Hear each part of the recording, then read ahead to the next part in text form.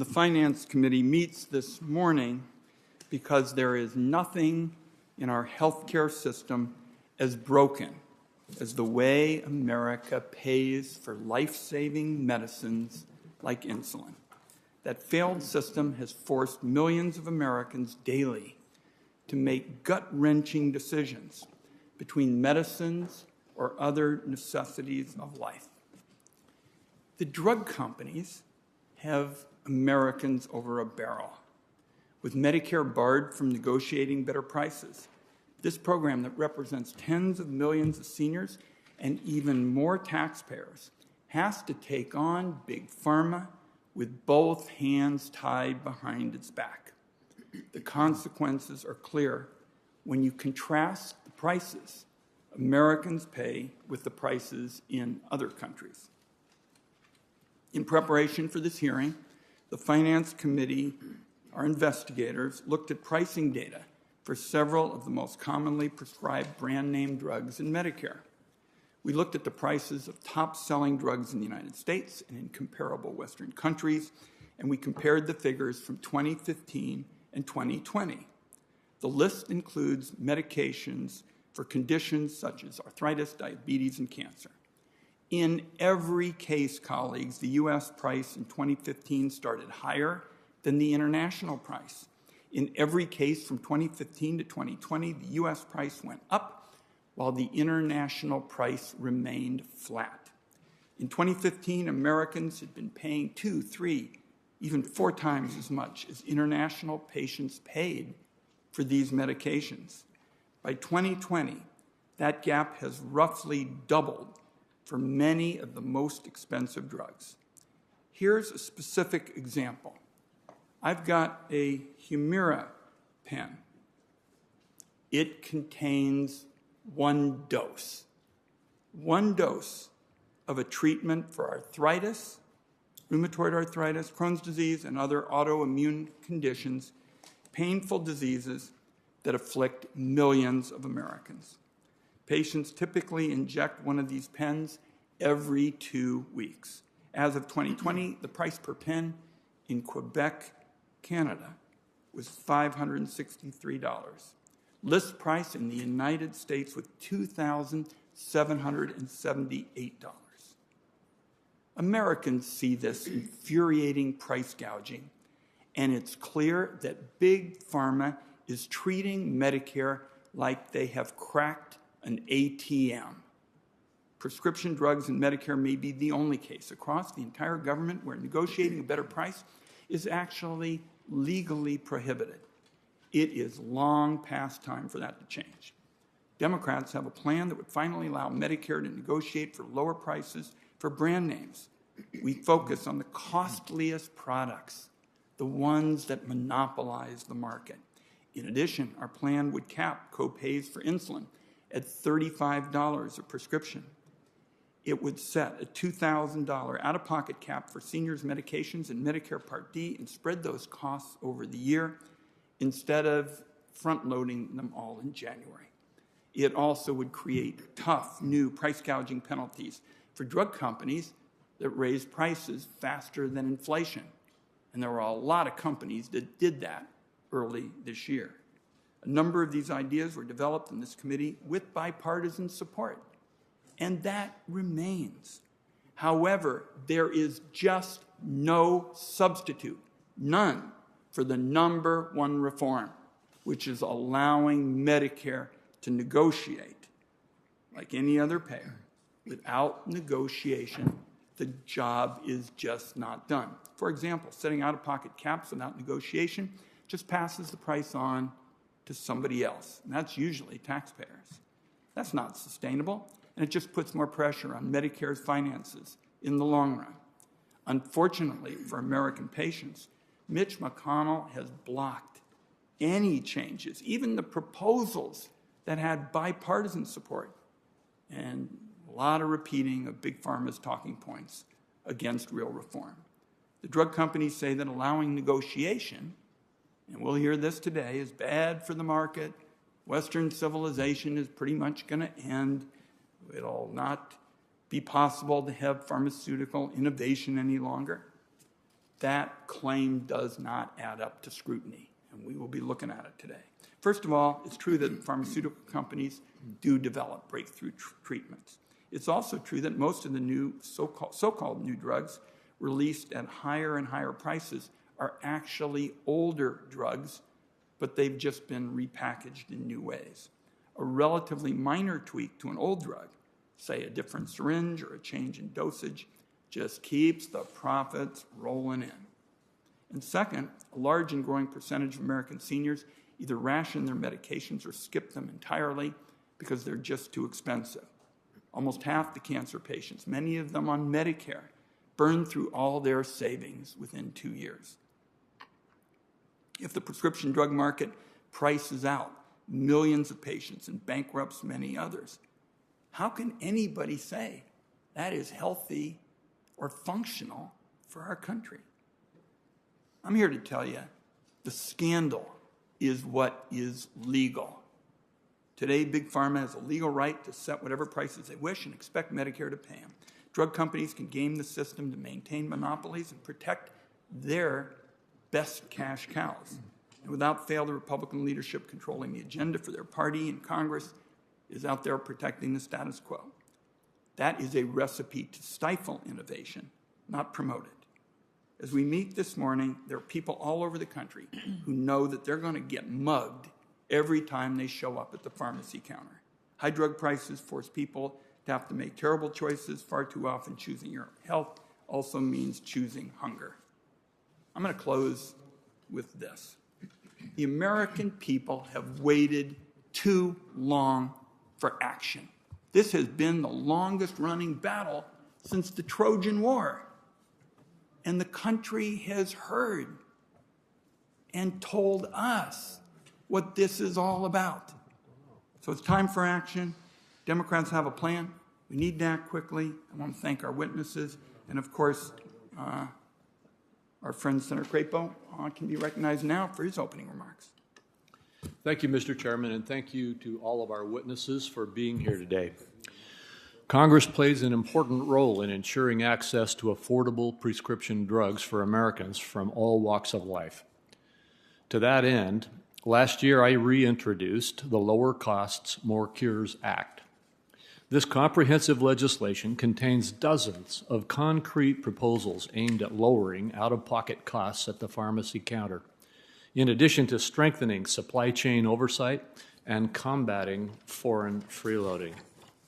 With inflation at 40-year highs, straining family finances for far too many Americans, the Lower Costs, More Cures Act would bring peace of mind to seniors across the nation by placing a hard cap on out-of-pocket drug spending under Medicare Part D. Our bill would allow beneficiaries to access additional Part D plan choices, including low-deductible and reduced cost-sharing options, as well as plans that pass more discounts on directly to consumers at the pharmacy counter. For seniors with diabetes, we would build on the work of the Trump administration, which established a game-changing program that guarantees access to insulin at no more than $35 a month. Our legislation would permanently protect and extend this initiative, which already covers more than 2 in every 5 seniors enrolled in Part D. Nearly 2 decades ago, I joined bipartisan majorities in both chambers in voting to enact Medicare's prescription drug benefit. Since then, Part D has achieved incredible success, coming in at half of its projected cost, with stable premiums, high satisfaction rates, and more than 50 plan options for the average enrollee. The Lower Costs, More Cures Act would build on these successes, advancing scores of pro-patient solutions for Medicare and the broader prescription drug market. Our legislation would strengthen cost comparison tools, remove disincentives for prescribing lower-cost medications, enlist a chief pharmaceutical negotiator to drive better trade deals for Americans, and facilitate outcomes-based arrangements for cutting-edge therapies, to name just a few provisions. Importantly, all of these solutions could pass both chambers of Congress with overwhelming support. Virtually every provision in the Lower Cost, More Cures Act reflects a bipartisan proposal with broad buy-in across the political spectrum. This bill, if allowed to advance, could head to the president's desk within days, delivering meaningful relief to Americans. Unfortunately, all signs seem to indicate a partisan path forward on drug pricing, based on the deeply problematic policies included in the House-passed Build Back Better Act. These proposals would impose bureaucratic government price controls with a host of bad consequences for consumers, patients, and small businesses. According to a recent study from the University of Chicago researchers, innovative R&D would decline by nearly 1/5 under these proposed price controls, leading to a staggering 135 fewer new drug approvals in the next 2 decades. Another report found that Medicare payments for physicians and other frontline healthcare providers would also fall under the proposed government price-setting program, with add-on payments slashed by an average of 40% for those targeted. These policies, which borrow from the failed experiments of the past, would do nothing to tame inflation. In fact, they would trigger a launch price increase for new medications. By enacting these drug price controls, we would hand a competitive edge to our global rivals, including the Chinese Communist Party. At home, we would see fewer new treatments and cures, higher prices for new drugs, more healthcare provider strain and burnout, and an alarming expansion of the federal bureaucracy, giving Washington, D.C. more control, again, over our healthcare system. We have a responsibility to pursue solutions that reduce out-of-pocket drug spending, particularly for seniors. The Lower Cost, More Cures Act provides a practical blueprint for this type of initiative, leveraging targeted policies with bipartisan backing to address the needs of Americans at the pharmacy counter, the hospital, and the doctor's office. In the weeks ahead, we should move toward consensus-driven legislation with broad buy-in, rather than partisan price controls likely to double down on the most deficient aspects of our healthcare system. We also need to identify policies that tackle the root causes and drivers of inflation, which rose to a staggering 7.9% year over year last month. This means reducing our crippling deficit, unleashing American energy, streamlining costly regulations that have strained small businesses, and protecting the tax reforms implemented under the Tax Cuts and Jobs Act of 2017, which led to record high levels of business investment, historic lows in unemployment and poverty, and record high incomes during the past administration. With that, I thank our witnesses again for joining us to testify today. And thank you, Mr. Chairman. I thank my colleague. Just going to make one quick point and go to the witnesses. Our colleague talked about Part D of Medicare being the answer. I was one of the Democrats who crossed the aisle and voted for Part D. Took a lot of flack for it, too. The problem was, and why we're here, it tied the government's hand behind its back to be able to negotiate better prices. We're glad we got the coverage. Today is about getting price relief for those seniors from sea to shining sea who are getting clobbered with these prices that go through the roof, whether it's Humira, insulin, or a variety of others. Let's go to our witnesses. Let me introduce them briefly. Professor Rina Conti, PhD, Associate Professor of Markets, Public Policy, and Law in the School of Business at Boston University. She's done extensive research into the economics of the prescription drug market. She's a co-director of the Technology Policy and Research Institute, and between 2006 and 2018, Professor Conti was faculty at the University of Chicago. The committee's next witness will be Mr. Douglas Holtz-Eakin, president of the American Action Forum. Prior to founding the organization, he was the chief economist of the President's Council of Economic Advisors, and he also served there as a senior staff economist. He was also director of the Congressional Budget Office and has done extensive research in economic policy in a variety of areas. Then we have Mr. Stephen Izell.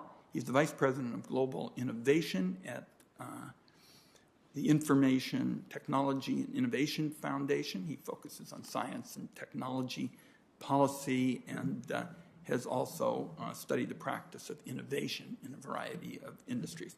Finally, Stephanie Stern, MPP, is currently the National Multiple Sclerosis Society's Vice President of Advocacy. She works in this role with volunteers across the country to make sure that folks with MS are heard. The Society is the largest private organization supporting MS research globally and provides a range of services for people affected by MS. And I know how valuable that is, having just talked with your mother as well about trying to navigate this Byzantine system of trying to get help, and we'll discuss that. Let's go right to our witnesses, and we'll make your prepared remarks a part of the record in their entirety. And why don't we begin with you, Ms. Conti? Thank you so much. Chairman Wyden, Ranking Member Crapo, and members of the committee, it's my honor to speak with you today. I'm Rena Conti. I'm an economist at Boston University's Questrom School of Business. I've studied and taught the economics of the pharmaceutical industry for the better part of 2 decades. I'm here to explain to you why proposals to reduce drug prices will not harm innovation. Prior debates on how to make drugs more affordable have been weighed down by unproven industry claims that reducing drug prices will also reduce the number of new cures. These claims are greatly exaggerated, particularly for negotiation. Our system balances innovation with competition. Negotiation will modestly reduce revenues for companies selling a small number of very high-priced and old drugs. These drugs are targeted for negotiation because their companies took excessive price increases for years, have harmed patients, have forestalled competition. These behaviors go directly against the fundamentals of our system. Here is why the industry's claims do not hold. First, the Independent Congressional Budgetary Office estimates that under reforms currently discussed, the number of drugs that would be introduced into the U.S. market would be reduced by over 1 in the first decade, approximately 4 in the subsequent decade, and approximately 5 over the decade after that. In the same time period, under current law, approximately 1,300 new drugs will be approved. Thus, proposed reforms will result in a minimal loss of new drugs amounting to less than 0.1% under conservative assumptions. Second, new drugs are not the same as new breakthroughs, yet CBO's score counts all new drugs the same without regard for improvements in disease symptoms, quality of life, or survival benefit. Third, new breakthroughs come from new science. Taxpayers support the type of new science empirical research demonstrates brings new transformative drugs to market. These include Gleevec, bevacizumab, and paclitaxel, which have all transformed the lives of persons living with cancer. Taxpayers also support robust financing to develop new drugs. The pandemic is expected to pump another $80 billion into this industry in excess of pre-pandemic projections. Last week's omnibus increased the NIH budget too. Current proposals do not reduce funding to the NIH, basic science carried out by universities, nor will they reduce support for university spin-outs or company startups. Consequently, paying jobs in the world's most successful biotech corridors, such as Boston, New Jersey, and Pennsylvania, should remain stable. Fourth, pharmaceutical companies strongly prefer to launch new drugs in the U.S. where they fetch the highest prices. Yet inflated prices on existing drugs simply pad corporate balance sheets. They do not relate to better health. Why should Americans continue to pay more for their prescriptions as a consequence of such bad behavior? The reforms that members of the committee are considering would reestablish the social compact between the American public and pharmaceutical companies. They are pro-innovation and pro-consumer. The pharmaceutical industry is the most profitable sector of the U.S. economy. They are staffed with exceptional scientists. Thus, you should feel confident knowing that when these companies are forced to compete by innovating, they rise to the moment. Look at COVID. Change has come to this industry in the past, and they have thrived. Under proposed reforms, the U.S. will remain the most highly supportive of innovative activity and the largest market for pharmaceuticals in the world. Under proposed reforms, the industry will remain the most profitable sector in our economy. In other words, contemplated reforms are likely to have the opposite effect on innovation. Finally, detractors of reform minimize the inflated drug prices have real consequences for real seniors. Without reform, a third of Americans will remain unable to afford the drugs they need to stay alive, locked out of the benefits of existing innovation. Proposed reforms will also benefit taxpayers, saving approximately $160 billion over the next 10 years. As a consequence, more than 80% of voters across the aisle want Congress to act now. In sum, proposed reforms, including Medicare negotiation, inflation caps, and Part D redesign, represent a modest but decisive step towards limiting the economic burden of inflated drug prices placed on patients. With these reforms, Congress will restore the social compact between pharmaceutical companies and the American public so that we can all benefit from the fruits of innovation without going broke. Thank you so much for your attention. Thank you very much. Let's go to Dr. Holtz-Eakin. Well, Chairman Wyden, Ranking Member Crapo, and members of the committee, thank you for the privilege of being here today. Let me make a few points at the outset, and then I look forward to answering your questions. Point number one is that one should not conflate high prescription drug prices or the pricing of pharmaceuticals in general with economy-wide consumer price inflation, which we're experiencing right now. First of all, prescription drugs aren't the driver of the economy-wide consumer price inflation. Prescription drugs went up year over year, 2.4% in the consumer price index. Overall, it was up 7.9% year over year. The kinds of policies we're discussing today would have a one-time impact on the level of prescription drug prices and not impact the overall growth rate over a long period of time. And most of the proposals would be phased in over time and would have no immediate impact in 2022, little impact in 2023, and those are the years that matter for households who are facing a combined 8.4% increase in the food, energy, and shelter components of their budgets, and that's over 50% of most household spending. So this hearing is not really about that problem. It's about prescription drugs. The second point is that the idea of negotiation by the government in Part D, I think, is an important issue. I was the CBO director during the passage of the Medicare Modernization Act, and I wrote letters, and my successors wrote letters indicating that in the absence of something else, giving the Secretary of HHS the power to, quote, negotiate would have little impact on the overall level of prescription drug prices in Part D. The something else you needed was a formulary, and thus telling America's seniors they can't have some drugs, or another instrument of some sort. The instrument in this case is a draconian tax of up to 95% on the domestic revenues of those firms who are somehow not negotiating in good faith, where the Secretary gets to decide what that is. That's not a negotiation, and no one should confuse this with negotiation. This is a government price-setting mechanism that will reach into every corner of the healthcare sector, and government price-setting mechanisms have a long track record of having unintended consequences and being detrimental. In this case, and this is the third point, I'll politely disagree with Dr. Conti. These would be counterproductive proposals.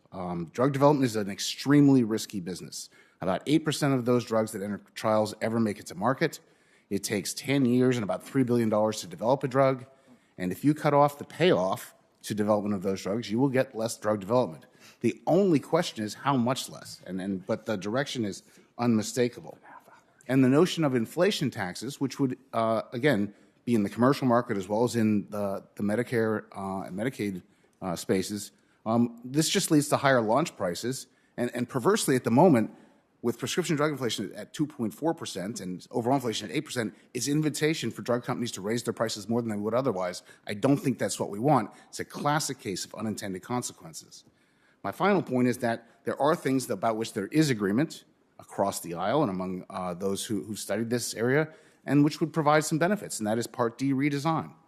The redesigns share some key features. Number one, for the first time, we would cap the exposure of seniors to out-of-pocket expenses. That's a very desirable thing to do. Number two, you can protect the taxpayer from picking up the bulk of the costs in the Part D program by shifting responsibility in the reinsurance area to the manufacturers and the prescription drug plans. That has the additional benefit of giving them an incentive to keep seniors from getting into that region of the benefit. That means lower prices. That means utilization management. And it gives you an incentive for stronger price negotiations among the private firms, which has been the foundation of Part D's success over the years. This is a benefit that everyone points out came in cheaper than I thought it would by 40%. That's true. And it's been a tribute to the power of the private negotiations. Strengthening those incentives would be a good thing to do at this time. So I think the risk of dramatic changes with unintended consequences is real. We could take the Part D redesign, see what we can get from that. It's about a big chunk of the national drug spend, and then do further reforms for targeted problems as they arise. Thank you for the chance to be here, and I look forward to your questions. Thank you. And just very, very briefly on one point. Dr. Holtz-Eakin says that CBO has indicated that negotiation doesn't save money. Now, the old analysis, this outdated analysis, seemed to indicate that there would be modest savings. That study, however, is completely out of date, and what our new effort, and this is the heart of the case, is we have enforcement in it, and our plan for Medicare negotiation now has real teeth to keep drug companies at the negotiating table. And what is relevant, so that the committee understands this, is not the outdated estimate of savings that Dr. Holtz-Eakin has talked about, but CBO is now estimating very, very substantial savings, billions of dollars in terms of negotiation. Dr. Izell. Good morning, Chairman Wyden, Ranking Member Crapo, and members of the committee. I appreciate the opportunity to testify this morning. The United States leads the world in biopharmaceutical innovation. In fact, over the past 2 decades, drug companies in America have delivered just under half of the world's new drugs. It is therefore imperative we preserve the broad policy environment that has been so successful in making America the world leader, especially at a time when we're looking to turn the page on a 3-year pandemic and gear up for a cancer moonshot. To that end, I'd like to address 3 themes this morning. First, the contention that drug prices are rising significantly. Second, that drug prices constitute a major contributor to inflation. And third, that drug price controls wouldn't harm new drug development or patients' access to medicines. First, drug expenditures for retail prescriptions as a share of America's total health expenditures have been roughly stable for the past 2 decades, at about 9% of total healthcare cost, and projections suggest they will remain stable for the rest of this decade. Moreover, U.S. pharmaceutical spending as a share of total health expenditures is right in line with those of OECD per nations, and in fact, most others are higher.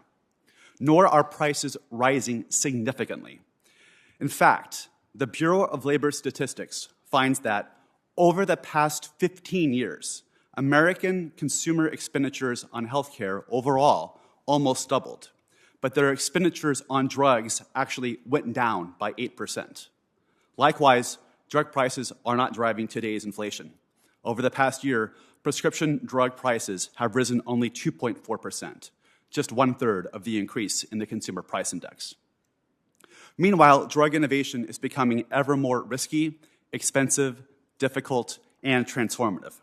Deloitte reports that the average cost of creating a new drug has doubled over the past decade, now surpassing $2.5 billion. Yet despite the fact that America's biopharmaceutical sector is the world's single most R&D intensive industry, plowing 24% of its revenues back into R&D every year, the sector's R&D productivity has been steadily declining. That's because these companies are working to tackle still unsolved challenges at the frontiers of biomedical science, such as trying to develop solutions for diseases like Alzheimer's, Parkinson's, and pancreatic cancer. Life sciences companies depend on revenues earned from one generation of innovation to finance investment toward the next generation of innovation. Yet drug price controls constrain the ability to earn those revenues. This is why virtually all academic studies find that a reduction in drug revenues leads to decreases in future research and new drug discoveries. For instance, one study found that a 1% reduction in revenue leads on average to a 1.5% decrease in R&D investment. Applying this to the drug price control provisions in the Build Back Better Act suggests America may have as many as 135 fewer new drugs by 2039. Americans consistently enjoy access to innovative drugs earlier and more extensively than citizens of countries employing extensive drug price controls. For instance, of about 350 new medicines launched globally since 2011, 310 are available to American patients, but less than half are available to Canadians. In other words, if you're a Canadian, your medicine cabinet is just half as full as if you're an American. Now that's similar in Germany, France, and Japan. And speaking of those nations, the extensive drug price controls they implemented in the 1980s and 1990s decimated their biopharmaceutical industries. That's one reason why Japan's share of the global pharmaceutical industry cratered by 70% over the past 25 years. Instead of applying broad price controls, policymakers should focus on promoting affordability, especially through mitigating out-of-pocket costs for individuals, especially seniors. That's why ITIF supports many of the Medicare Part D cost control proposals, including implementing a $2,000 cap on beneficiaries' annual out-of-pocket cost, as well as monthly caps on patient expenses for drugs treating chronic conditions like insulin for diabetes. Further, the federal government needs to focus on costs, not just prices. Here, policymakers should consider how to help increase R&D and production efficiency, including by launching a significant new effort to assist the private sector in increasing their efficiency in drug discovery, development, and manufacturing. In conclusion, while there are some issues to address regarding drug pricing, what's needed is reform, not wholesale transformation. Widespread drug price controls would almost certainly reduce America's biopharmaceutical competitiveness against China and slow the rate of new drug development. Thank you. Thank you very much. Ms. Stern. Chairman Wyden, Ranking Member Crapo, and members of this committee, my name is Stephanie Stern, and I'm the Vice President of Advocacy for the National Multiple Sclerosis Society. I joined the society as a staff member 7 years ago, but I've been part of the MS community since I was a year old in 1981 when my mom was diagnosed with MS. Until 1993, there were no treatment options for MS. All my mom could do was try to take care of herself and hope that her relapses didn't take away too much from her life. While we now have effective treatments, people with MS and their families, like my parents, struggle with their price. My parents moved to a smaller house, replaced their cars with less expensive options, and have cut every possible corner to make ends meet. My dad is 69 years old, and he has his own health challenges, and he has had to get a job driving a city bus in town just to pay the bills. Without the charitable assistance that they receive, they could not pay the $2,400 they owe for her medication month after month. It just seems wrong to us that people with health care coverage still need charitable assistance. And my parents aren't alone. It is extraordinarily personal to publicly share one's personal financial and health challenges, but person after person has given me permission to do so because they want you to understand and to change the status quo. And I sit here in front of you representing all of them. The first most troubling fact that I want to share with you is that 40% of people with MS surveyed by the MS Society alter the use of their disease-modifying therapies, which we call DMTs, due to cost, including stopping, skipping, or delaying their treatment. For example, Lori Lee from Oregon changed her MS medication twice after joining Medicare because the price would have bankrupted her and her husband. During these changes, Lori's MS symptoms increased substantially, and she transitioned from the relapsing form of MS to the progressive form of the disease. Therese Humphrey Ball in Indiana was forced to change DMTs after her costs soared to $6,000 a month. But the next DMT she went on didn't work for Therese. Her MS progressed, bringing lingering cognitive issues among other problems. And Bob Miller in Minnesota made the difficult decision to stop taking his MS drug altogether because he didn't want to financially devastate his family, even though he has Medicare. These kinds of choices are terrifying for people with MS. Any gap in their medication could mean disease progression, and that could mean a permanent loss of mobility or cognitive function. A significant percentage of people with MS report stress or emotional impact, and they make lifestyle sacrifices to afford their DMT. Medicare out-of-pocket medication expenses for Lisa McRipley in Michigan average a debilitating $9,000 a year. She often uses her charge cards to cover the costs and relies on her family to pay for food and other expenses. Wayne Harbin in South Carolina has to take $13,000 out of his 401k every year to cover his share of Medicare costs. I could be here all day telling these stories. Early and ongoing treatment with a DMT is the best way to manage MS and prevent the accumulation of disability. More than 20 MS DMTs have transformed the treatment of MS over the last 29 years, or more accurately, they have transformed the treatment for those who can afford it. We call on this committee to bring forth legislation to enact a Medicare out-of-pocket cap and smoothing mechanism to spread patients' costs throughout the year, but just those policies aren't enough. That first medication my mom took in the mid-1990s was priced at $11,000. Today, the price of that same DMT is over $111,000. Her current medication has a list price of nearly $104,000 per year. This medication's price has increased 5.7% in the last year and 35% over the last 5 years. In February 2022, the median annual price of brand MS DMTs was close to $94,000, an increase of nearly $34,000 in less than 10 years. 6 of the MS DMTs have increased in price more than 200% since they came on market. 9 are now priced over $100,000. Medications on the market for more than 20 years still have annual price increases. Patients not only pay more out of pocket, but more in premiums for their drug coverage due to the cost of their medications. The current system is not working in the best interest of people with MS and other chronic conditions. It is unconscionable that in 2022, people with MS and other health conditions who cannot pay for their medications would be in the same position my mom was in the 1980s with no treatment option. We strongly believe that Medicare negotiation and inflationary rebates, along with out-of-pocket caps, strike that right balance between creating affordability and maintaining incentives for manufacturers to innovate. We look forward to working with this committee as you work to address the high price of medications. Thank you. Thank you very much, Ms. Stern. I really appreciated talking to your mom as well, because I walked away and said, your mom's only sin was to get sick in a country where Big Pharma has never lost a fight. And we're going to be changing that. We're going to be changing that. Let's start with Ms. Conti. Ms. Conti, you said Medicare negotiations and penalties for price inflation wouldn't be harmful to consumers or the economics of the pharmaceutical industry. Your seatmate there, Dr. Holtz-Eakin, obviously feels differently, big difference of opinion. What evidence do you have, Professor Conti, that Medicare negotiations and stopping price gouging when they're just scoring prices way above inflation wouldn't be harmful to consumers or the economics of the pharmaceutical sector?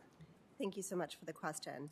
There are 2 decades of economic research suggesting taxpayer support for basic science, intellectual property protections, and the financial markets drive innovation, including work by Harvard-based economist Scott Stern and Berkeley economist Bronwyn Hall. Taxpayer support for basic science, university labs, startup companies, et cetera, and the best financial ecosystem for investment in new products also don't change with this legislation. We know from the work of Danielle Lee at MIT and my colleague at BU, Ian Cockburn, that with these types of continued investments, innovation will follow.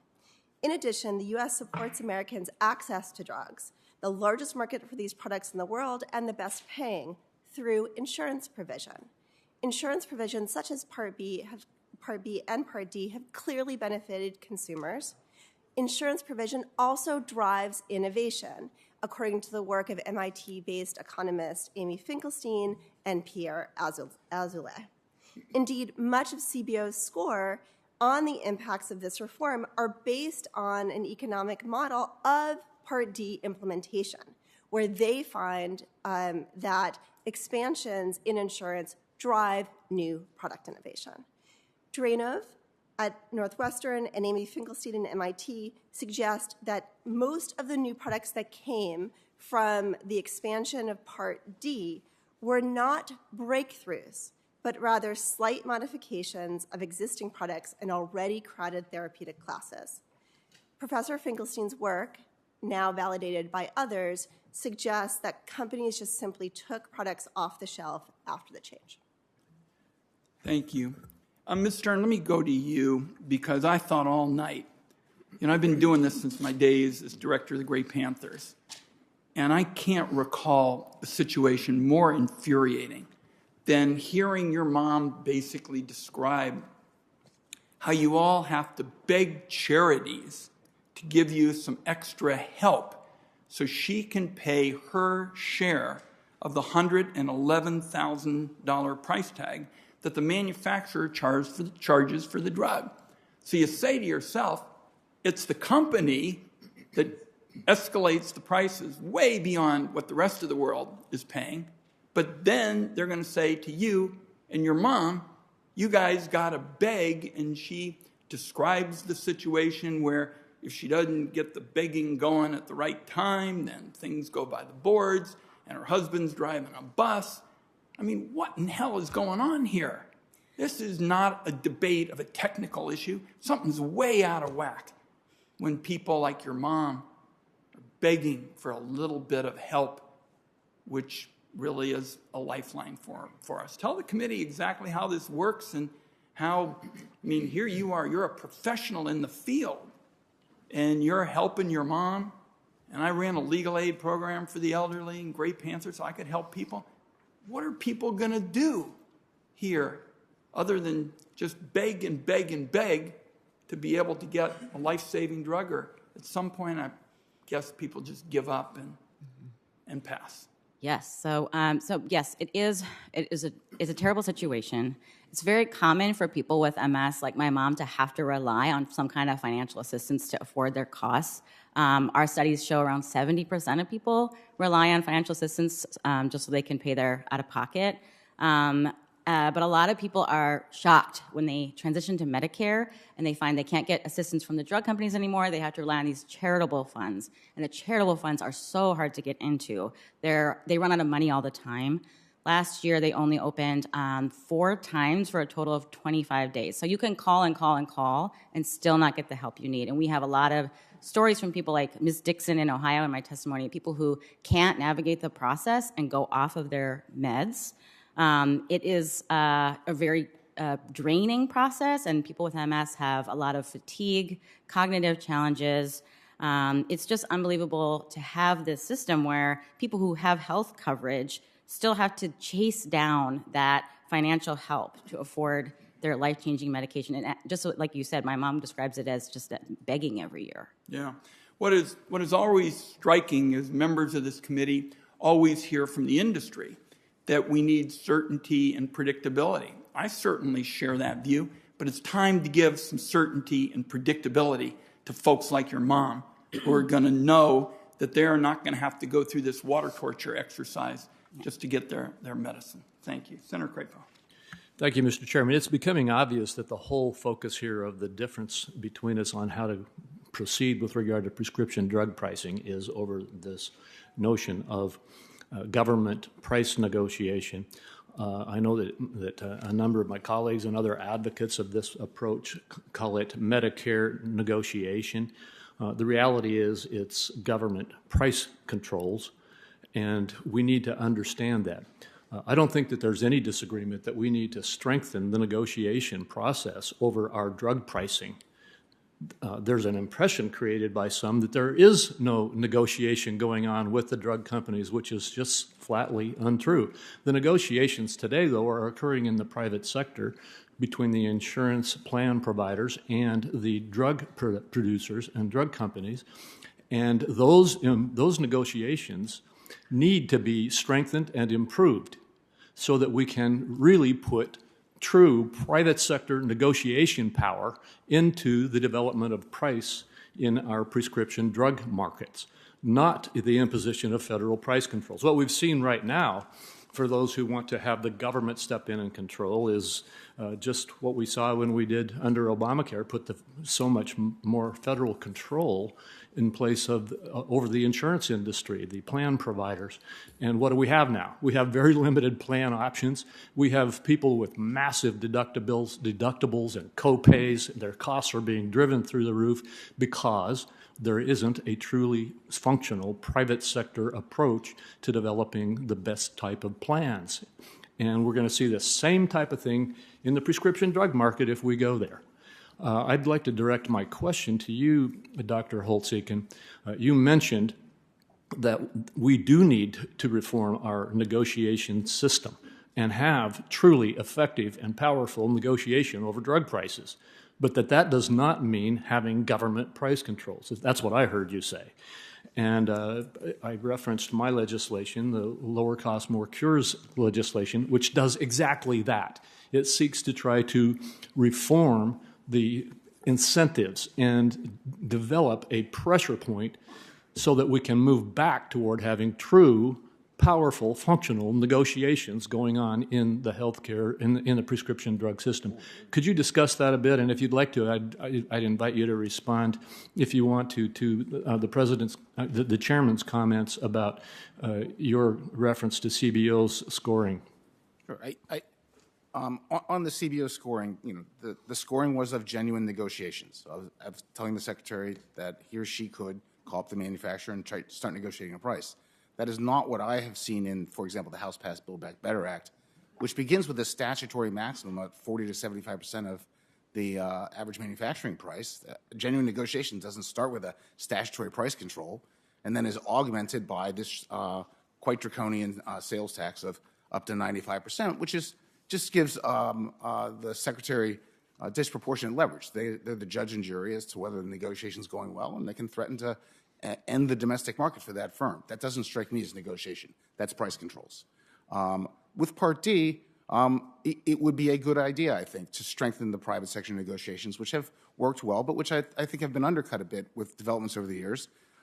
We've seen over time that taxpayers are picking up the bulk of the cost, especially for very expensive patients. And so let's put the manufacturers and the prescription drug plans on the hook for those catastrophic costs so they have incentives to keep people out of the catastrophic region through managing the quantity and also the price of those prescription drugs. And certainly having a maximum out-of-pocket for seniors solves a lot of the price problems we heard from Ms. Stern. I mean, this is a situation where you really can do a tremendous amount of good and genuinely have it operate like an insurance product should. Those with extreme costs are protected, and those costs are distributed across the large population. That's what the Part D reforms, yours included, would do. And I won't pick among favorites when I'm not in front of you, but yours is great, and any of them I think would be a step in the right direction. Well, thank you for that. And I'll just conclude with a comment rather than another question. Again, I want to focus on the notion there's been an effort to try to make it look like this is a debate over whether we should have negotiations in prescription drug pricing. That is not the issue. We have negotiations now. They are not as good as they should be, and we need to provide the appropriate incentives in the private sector for those negotiations to work, exactly as an insurance market should work, and would move those costs not only away from the taxpayer, but away from the seniors because of the provisions like those that are in the legislation I've suggested, which I remind everybody has broad bipartisan support.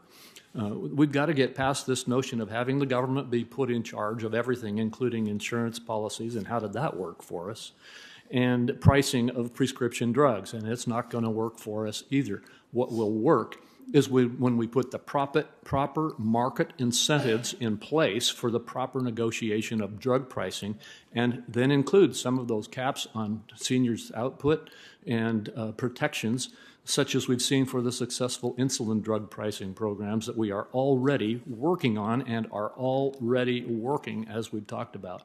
So I just conclude with that, and thank you very much, Mr. Chairman. Before we move to Senator Stabenow, and I'll just be very brief. Let's make sure we're clear on what's going on here. Number one, the old analysis at CBO is no longer relevant. We have new estimates that indicate billions of dollars would be saved. Two, all we are talking about is saying that it is wrong for Medicare in this one area should be the only outlier to not be able to negotiate. Everybody else is negotiating. That's what this is about. Senator Stabenow. Well, thank you very much, Mr. Chairman and Ranking Member. And I have to say, I wish we had hours to debate this because we're hearing the same old about how we have to pay the highest prices in the world as Americans, and it just doesn't add up. And in fact, Americans pay the highest drug prices in the world, and it isn't even close. We pay 3 times more for brand name drugs, and every year it gets worse. That is a fact. According to AARP, over the past 15 years, the price of the most common brand name drugs has risen 300%. Yeah, we're not talking about inflation. We're talking about way beyond what would be considered inflation. Just since January, drug companies have increased the prices of nearly 800 different drugs. This is devastating for the financial and physical health of American families, especially our seniors. Imagine if other prices rose as fast as prescription drug prices over the last 15 years. Gas would be more than $12 a gallon. It's already too high. A movie ticket would be about $25. A gallon of milk would be more than $13. That's what's happening in prescription drugs. We wouldn't accept that in any other area of the economy. Why in the world do we accept it from the drug companies? The good news is it doesn't have to be this way. You're going to hear a lot today from my Republican colleagues who say there are ways to cut costs, that negotiations going on. I would suggest, based on the incredibly high prices, they're pretty bad negotiators. In the end, their proposals are all about one thing: protecting the drug company profits at the expense of American consumers. What we're proposing is very straightforward. Allow Medicare to really start negotiating drug prices, like the VA does, and they pay 40% less for veterans. Put in place a $2,000 out-of-pocket cap for seniors and Medicare Part D, a cap on insulin at $35 a month, $35 a month for everyone. Penalize drug companies who raise prices faster than inflation. That's the plan. We will make sure seniors can afford the prescription drugs they need, and we will preserve and even strengthen the great engine of innovation in the country. So a simple question, Ms. Stern, and thank you so much for being here and representing people who really need a voice in this discussion. You said the first MS drug your mom used costs $100,000 more today than it did 30 years ago. Does the drug work any better today than it did 30 years ago? No, it's my understanding that it's the same medication. I have heard they have made small tweaks to the injector, making it, like an auto pen, but no, it's the same medication. Yeah, and in so many areas. Insulin was actually discovered and developed 100 years ago. 100 years ago. So, Dr. Conti, let me just say first that, and thank you for being here. Thank you to all of you. American taxpayers provide billions in research funding, as you said, for new treatments and cures every year with tremendous results, and I support that strongly. In fact, taxpayer-funded research contributed to every single drug approved in the last decade. A House Oversight Committee investigation recently found that the leading 14 drug companies spent $577 billion on stock buybacks and dividends, $56 billion more than they spent on research and development between 2016 and 2020. The top 10 companies also paid their executives more than $2.2 billion over the same period. Ms. Conti, if we pass the reforms that I outlined, will there be less investment in innovation and treatments and cures? Thank you so much for that question. I don't think that mic is working. Okay, Can you speak right into it? I can, There, and that's I'm better. from Brooklyn, so I'll just talk loud. Good. That's great. The industry tries to separate public's investments in research development from the activity that they perform. However, this is just simply not the case. New drugs come from new science, and nothing about this proposal is going to alter the public support for new science. The transformative drugs that we've seen over the past 2 decades, their source is the NIH.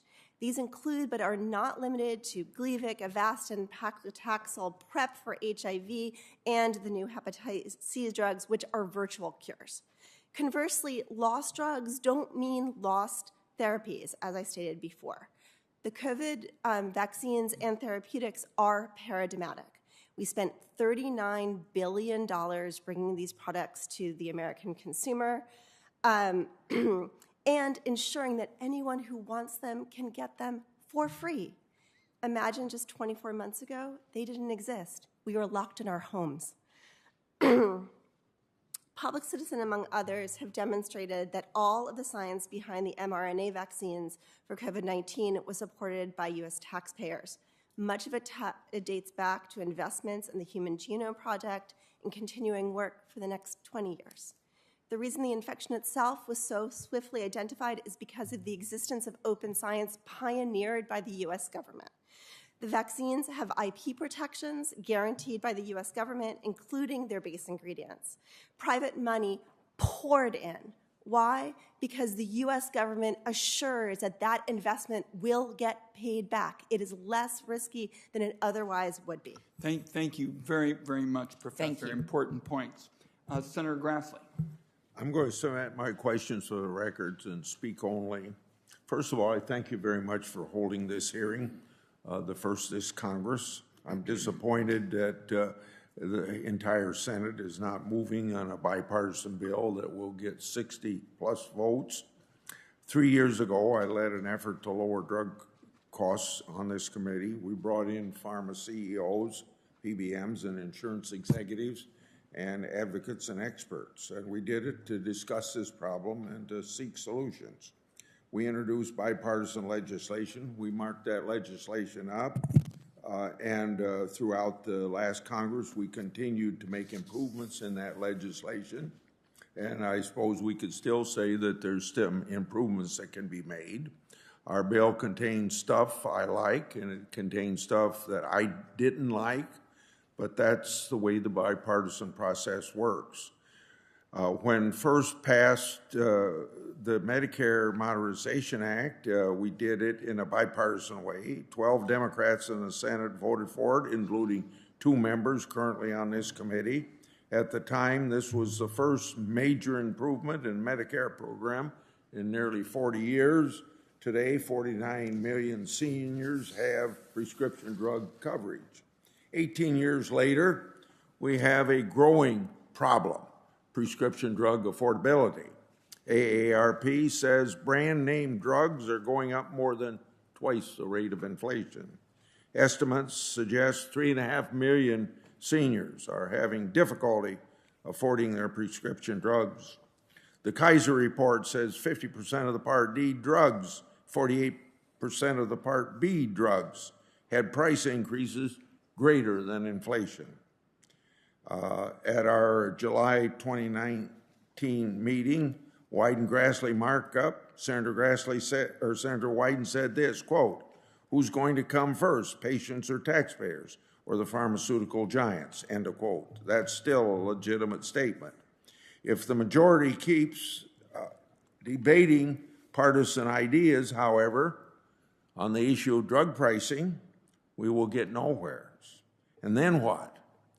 Pharma will win, and patients and taxpayers will lose. I urge my colleagues to work with me to pass Wyden-Grassley. It caps out-of-pocket expenses, $3,100. Eliminates the donut hole.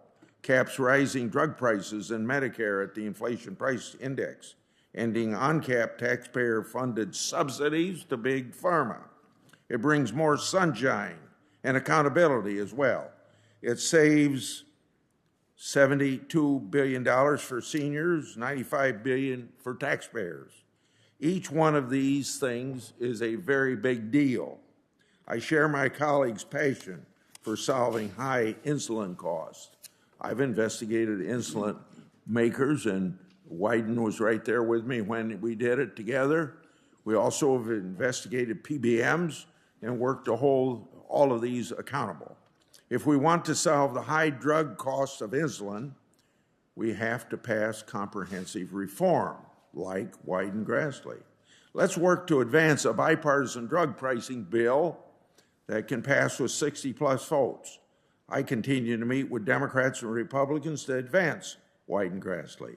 I will work with anyone who wants to pass this bipartisan legislation.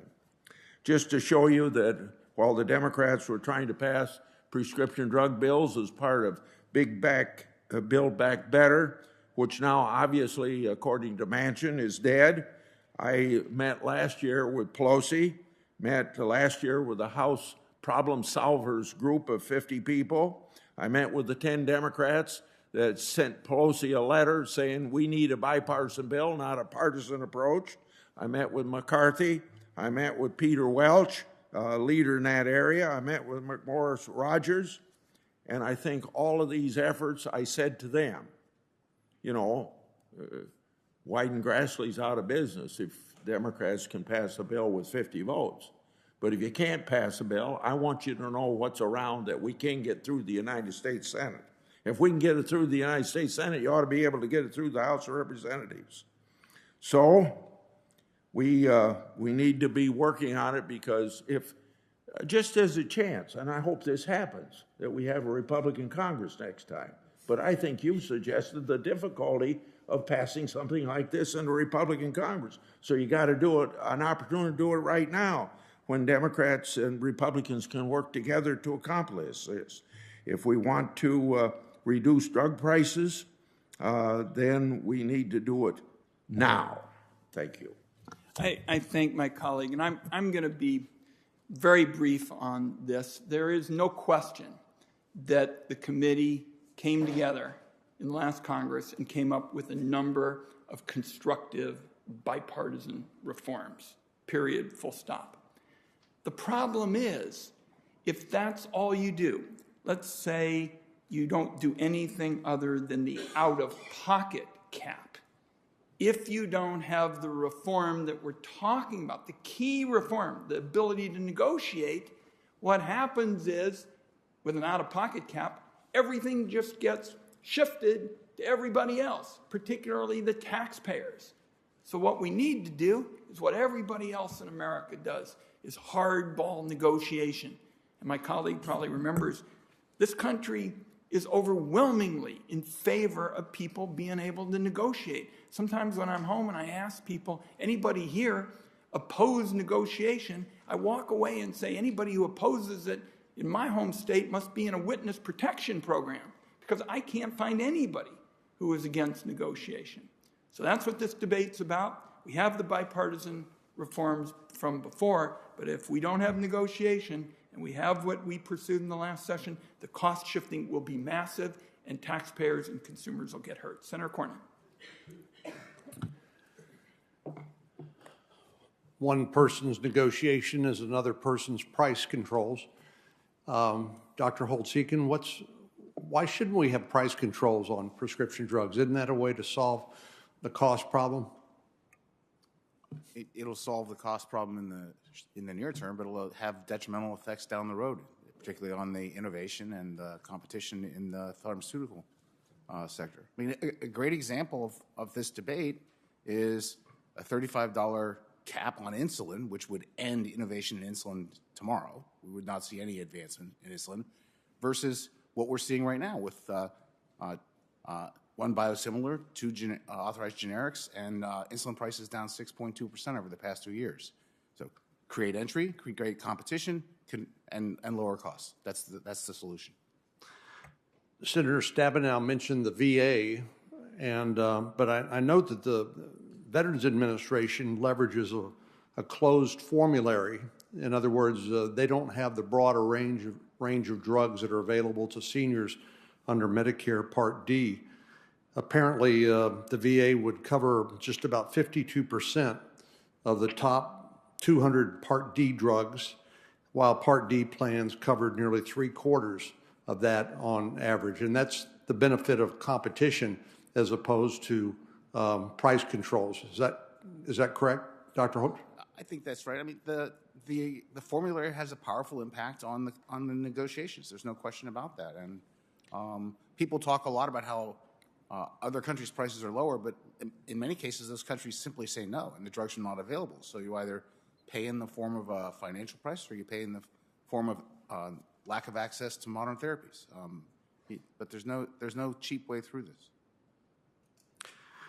Well, I am amazed, as I think most Americans are, by American science and the ability of the drug companies to innovate. Operation Warp Speed produced a vaccine at a in a historically short period of time, and helped us start bending the curve on COVID-19, and hopefully will ultimately restore us to some semblance of normalcy. So there's no question that we all benefit from the great science and innovation in the drug industry.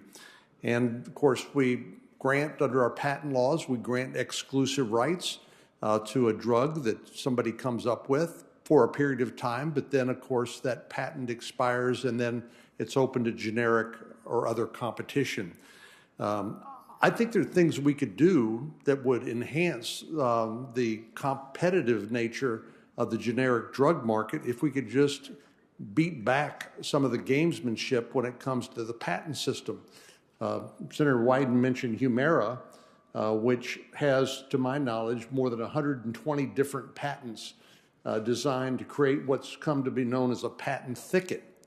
And that makes it less likely that competitive generic companies can compete with that drug as they do, for example, in Europe today, to the benefit of the consumers.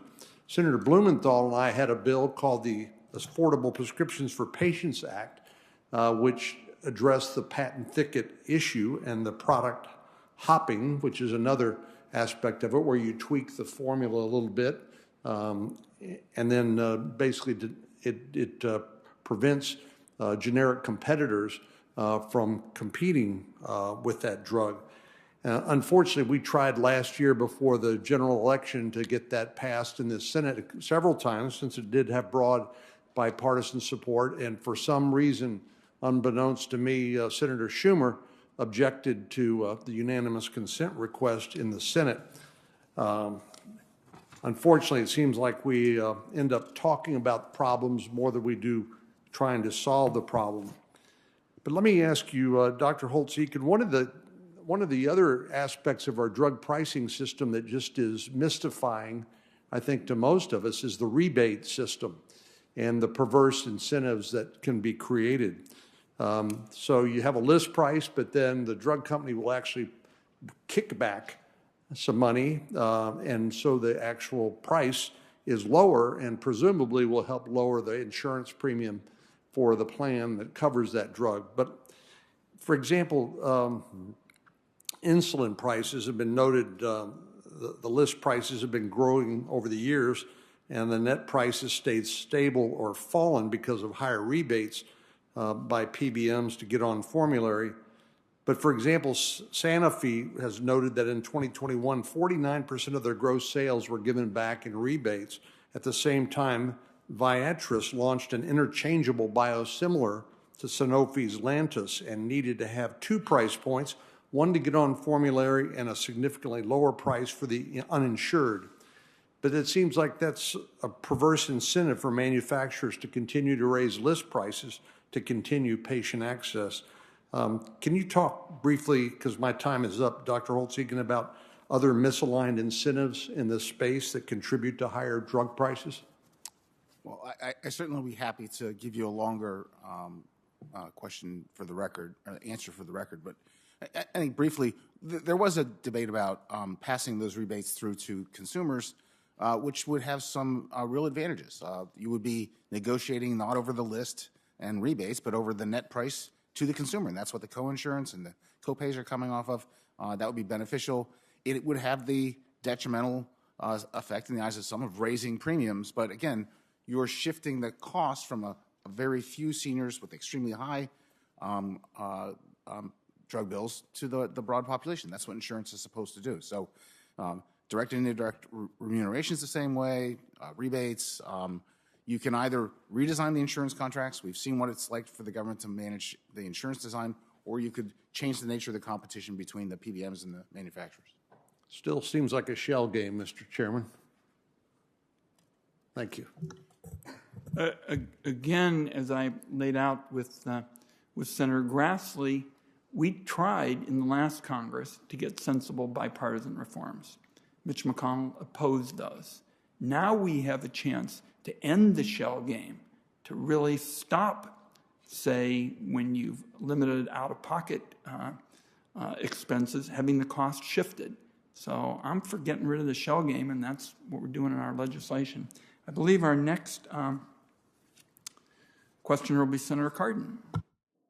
Thank you, Mr. Chairman. And first, I just really want to underscore the point that you've made. We always look to work together to solve problems on this committee, and I appreciate the leadership of our chairman and ranking member that have worked to try to bring us together on these issues. I must tell you, on prescription drugs, I'm baffled because the United States is an outlier. What we pay for the costs of medicines are just out of step with the industrial world.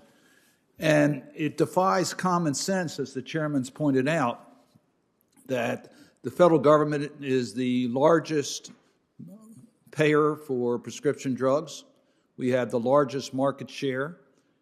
And Medicare, which is the largest program, can't negotiate price. That just doesn't make sense. If I'm a business owner and I have a market share that I can leverage for price, I leverage it for price. That's how the free market works. And we're now restricting the free market from operating the way the free market is supposed to operate by a prohibition from Medicare to be able to use that market share to negotiate price. It's just counterintuitive, makes no sense whatsoever. And then we hear the argument on innovation, and we take a look at the amount of funds that go into research in this country to develop new drugs, and the federal government's one of the largest providers of research dollars, over $40 billion a year. And the pharmaceutical industry, and they make their own judgments, spend more on advertising than they do on research. So I just don't get the argument. And lastly, on this issue, Mr. Chairman, if a consumer cannot get access to a drug because it's out of price, they can't afford it, they're not getting the benefits of innovation. So for all those reasons, I just think it's just common sense that we need to unleash the power of the government to negotiate fair price, and no longer for the United States consumers to be outliers as far as the costs of medicines. I want to ask a different question, though, on an area that has me baffled also, and that's drug shortages. The pharmaceutical industry makes a lot of money. There is a lot of money spent in America.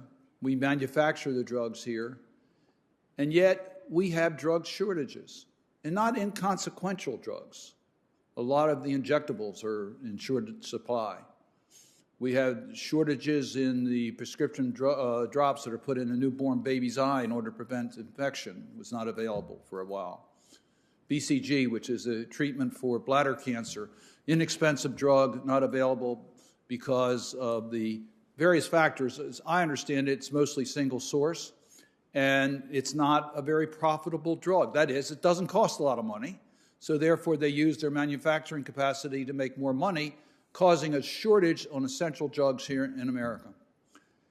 And considering that the federal government programs are the largest single source of funds going into the pharmaceutical industry, can't we at least guarantee to American consumers that we'll have adequate supply here? Can't we leverage the government's participation in these programs? So I welcome the thoughts. Let me start with Ms. Conte, your thoughts on this issue as to how we can, as we reform the way that we deal with prescription drug costs, we also make sure there's adequate supply in this country. Thank you so much for the question. As you know, I've spent a long time studying this issue. Drug shortages are indeed a problem for American consumers, and they are also a problem for the other parts of the supply chain, most notably hospitals. They impose costs on people in many different ways. I think that we have an issue related to supply chain resiliency in the U.S. For low-cost generic drugs that don't have much supply left, and there is a series of recommendations to support increasing U.S. drug supply resiliency, which includes reshoring and nearshoring drug supply into the U.S., making sure that these products are made in the U.S. market so that these products can be better accessed. We also may have to support more innovative manufacturing for these products. We already have some new companies coming into the market to do so. And then lastly, we simply may have to pay more to ensure that these products are adequately supplied. Thank you. Thank you, Mr. Chairman. I thank my colleague. I think we're waiting for others to come. I just want to come back to what constitutes a negotiation and innovation. I think Dr. Conti said it very well. But let me even simplify this. A negotiation, a Medicare negotiation, is just that. It is a negotiation process, not some sort of price control. It is a market-based approach to come to a price between a purchaser, Medicare, and a producer, and it's not setting prices. What we're doing is we're asking manufacturers to prove their product's value and to earn their keep. That's what this is about. So I have seen, particularly some of my colleagues on the other side, go to considerable labors to say that every negotiation is some kind of nefarious price control. My friend has his mic on, so he, I think, probably wants to say something. But the point really is, what I have tried to spell out is a market-based approach to get to a price. Purchaser, Medicare, producers, manufacturers. It's a negotiation. Come on in, prove your product's value, earn your keep, and let's get this done and do what everybody else in the Western world is doing. Senator Crapo wants to talk. Yeah, I would like to respond, Mr. Chairman. The notion that the federal government, quote, negotiating prices is not a price control is just hard to understand. The fact is, we were told back during the Obamacare debate this very type of thing. Look, we're going to have the federal government step in and control the plans that insurance companies can provide for our health care, and that is going to drive down the cost of health care insurance, and everybody's going to be happier and better off. Now what do we have? Most Americans can only get a choice between a couple of different types of plans. Those are all really expensive plans. Their costs have gone up through the roof. They're not only that, but their deductibles and co-payments have skyrocketed as well. And there are other private sector types of plans that could be put into place that insurance companies would provide, like low deductible, high risk plans and different things like that could fit very well into a marketplace and help reduce the cost of insurance. My point is simply this. I think that the debate here is not over whether we need to have robust negotiations over prices in the prescription drug industry, in the world. The debate is over how should those negotiations be incentivized and strengthened by this committee and by this Congress. And I think there may be some ways, if we can get past the notion that the federal government gets to be the one that sets the price. And I know you're not saying that, although I'm hearing you say that. I think the proposal that is in the Build Back Better Act is clearly that. If there's a way we can create some reforms of the way that the negotiations that do exist today, there are negotiations today, but they can be strengthened and reformed and made more where the risk and the price of the cost of these drugs is placed in the private sector, where we then have the private sector incentivized to negotiate these prices down, we can enhance and strengthen the negotiation system. But it's just that, it's all that question as to whether the federal government is going to set the price or whether a market will set the price. And I think that we ought to be able to find a way to get to that. Let me just respond briefly because I think our colleagues are coming and we want to give all of them a chance to be heard. What my colleague is talking about, a different type of negotiation, my view is you'd have to change federal law to do it because right now the federal government is barred from negotiating.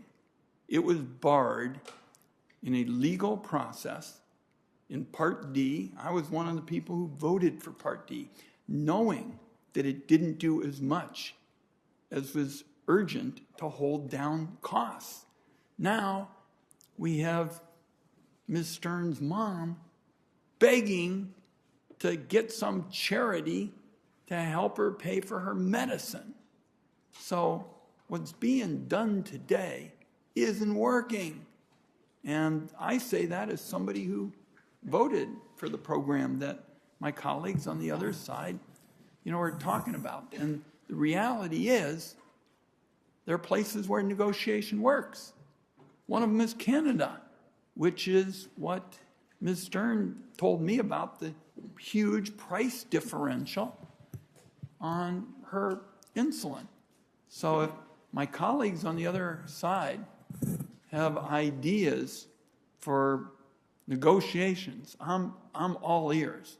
Right now, what we're focused on, because Big Pharma has won and won and won some more. The whole notion in Washington, D.C. is they're the people who never lose. And shoot, they even fought what Senator Grassley was talking about. They were relentless in fighting what Senator Grassley is talking about and has been for 2 years.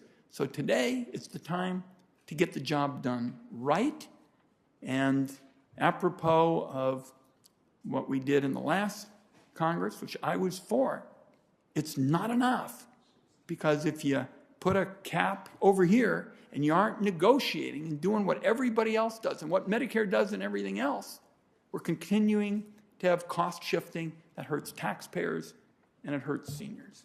This discussion will certainly continue. Senator Brown, I think, is next, and he is with us in cyberspace. Senator Brown.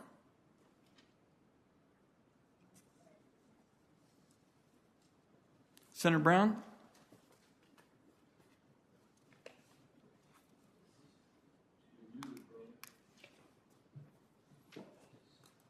Do we have Brown staff here? All right, let's go like with he's looking Senator. for his mute button. Senator Brown, you out there? I'm trying. There you go. You're good. You're in. You're Am in. I in? Yeah. Oh, it says on. Okay, Thank my you. unmute still. Is that working? Okay. Thanks, Mr. Chairman. And I throw in with exactly what you said and what Senator Cardin from Maryland said earlier. It's clear that it's not working. It's clear that Big Pharma has immense power in this institution. Just like yesterday, we saw the power that Senator Whitehouse has talked about of dark money in the oil industry and whether it's killing a nomination or stopping legislation. And we know that Americans are concerned about the cost of living. We know it with oil prices, with drug prices. Dr. Connie noted in her testimony that spending in pharmaceuticals has risen 20% over the past 10 years. AARP recently released their study that showed that more than 250 brand name prescription drugs widely used by older Americans rose twice as fast as overall inflation. Drug companies, like oil companies, like shipping companies, like meatpacking companies, sense opportunity in times of inflation to inflate and raise their prices because they can. I'm not going to ask a question I always do in these hearings, but I wanted instead to share a couple of letters I got from Ohio constituents because I think that shows the issue the chairman was talking about and the inability of Congress to do something because of the power of the drug industry, of Big Pharma. And I sense the frustration of members on both sides on that. He talked about Chairman Grassley and certainly Senator Whitehouse and Senator Wyden, and all of us and Senator Cardin share that frustration. Two notes I will quickly share, and I'll stay within my 5 minutes, Mr. Chairman. Gary from Montgomery County and Dayton area shared with me that he takes medicine for his blood cancer. When first diagnosed, he had employer-sponsored health insurance coverage, covered most of his out-of-pocket drug costs, so he had to pay about $30 a month for his medicine.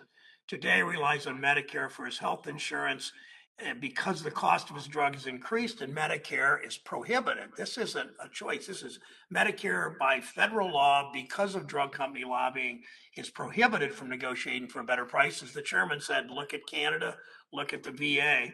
Gary faces an annual out-of-pocket cost of $8,500 for the single medication. That makes no sense. Jeff from Delaware County, just north of Columbus, wrote, Senator Brown, I retired 4 years ago. My drug prices through my employer's insurance ran $768 per year. On Medicare, they continue to rise. Last year, my out-of-pocket cost was $3,500. Is anything being done to help senior citizens' prescription drug costs? We know what's not working. We know what would work. Look at Canada. Look at the VA. It's important we do that. We know how to lower costs for Americans like Gary and Jeff. We're united on a plan to do this. Let Medicare negotiate. This is the free market working. It's not federal price controls. We penalize companies that price gouge. We cap out-of-pocket costs. That makes so much sense with the cost of living hitting retired Americans on fixed incomes particularly hard. Now it's time to get that job done. So, Mr. Chairman, thanks for this hearing. Thank you to your witnesses and for speaking out on an issue that is so clear to the public. It's only clear, not so clear to members of Congress that seem more interested in what the drug companies think and what the public needs. Thank you, Mr. Chairman. Thank you, Senator Brown, and for your years of advocacy. Our next four will be Cantwell, Toomey, Bennett, and Cassidy. Okay, Senator Cantwell. No, you were here earlier.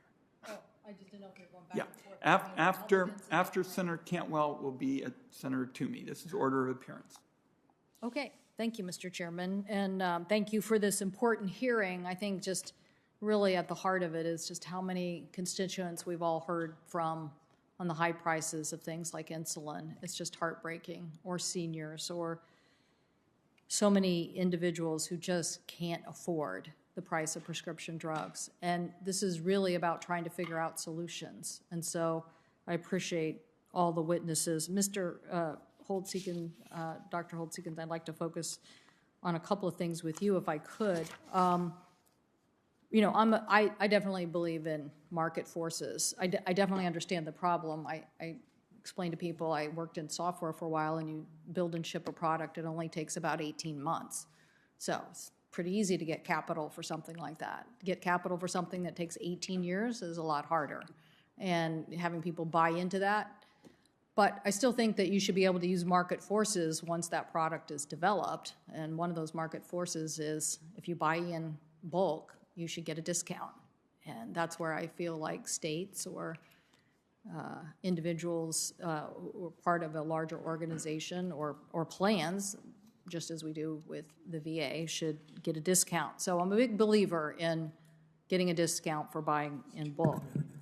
I see in your testimony that PBMs and market concentration are two things that you think that we should spend a little more time understanding. To me, it's just a little ironic that the PBMs get to negotiate that discount. Why can't a state negotiate that? You mentioned the formularies. My state had a plan for several years called the Basic Plan, which that's exactly what the state did. Hey, you want to get access to these 40,000 people?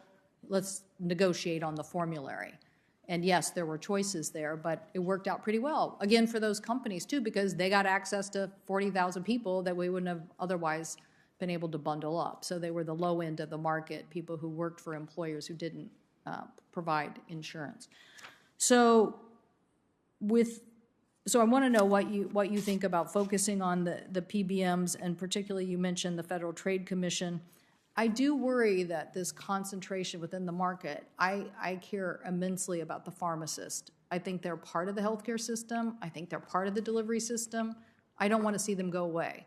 I worry that we're going to have a concentration of this market that's so deep that not only is going to be a few people providing prescription drugs by mail, that it'll then end up undermining the pharmacy system overall. And I believe that they do provide information to the people right at the window when they're filling prescriptions.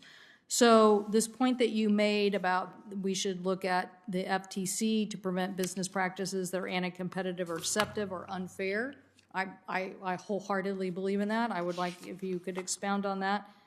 And also on PBMs and their what oversight that we should have on the PBMs because of their market power.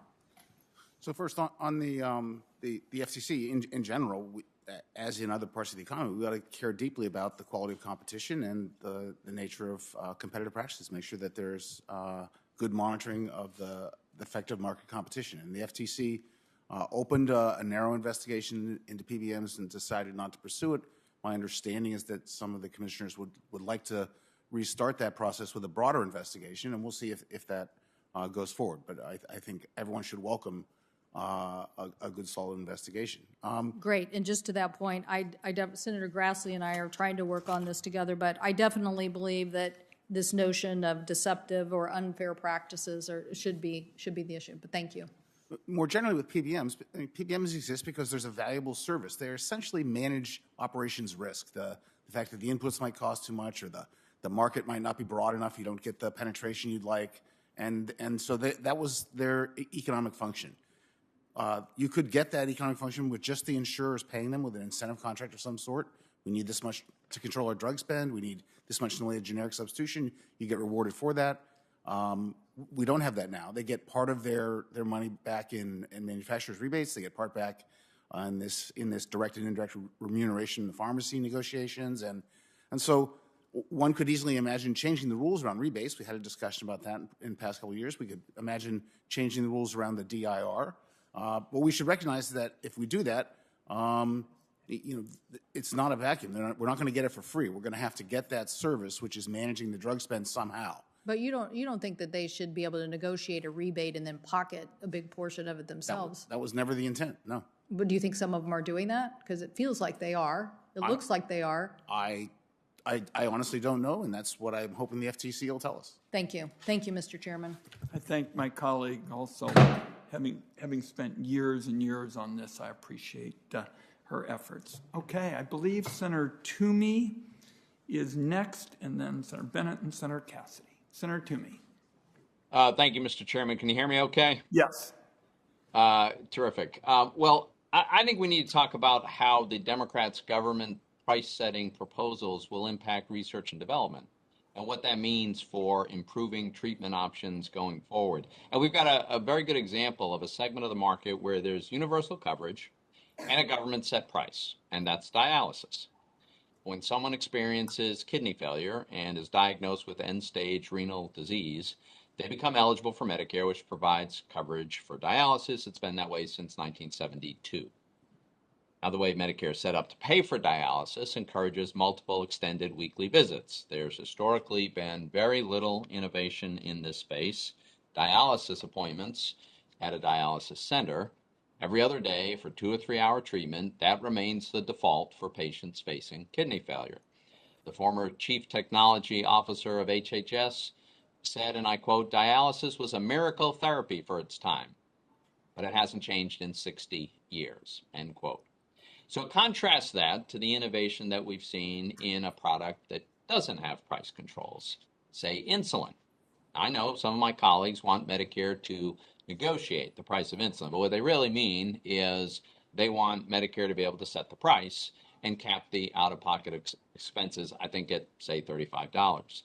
And it seems as though this is because, in their worldview, insulin was invented in the 1920s, and a price control could have been implemented back then, would have made it affordable ever thereafter. But this completely ignores how the product has changed over time and how it's improved, because incentives for drug companies enable that improvement. Now, if you don't care that much about the improvements in insulin, there was an option too. Think about Walmart just a few years ago was selling insulin at less than $25 per vial. Now, that's a version of insulin that was state of the art in the 1980s. If you're satisfied with that, it's available at $25 a vial. But because we actually don't control prices, we've had tremendous innovation in the insulin space. Products over the last few decades have changed dramatically, and that innovation is what patients happen to choose. Synthetic insulins, longer-lasting products, rapid-acting formulations, accurate dose administered via insulin pens, the list goes on and on. These are not the same insulin products of decades ago.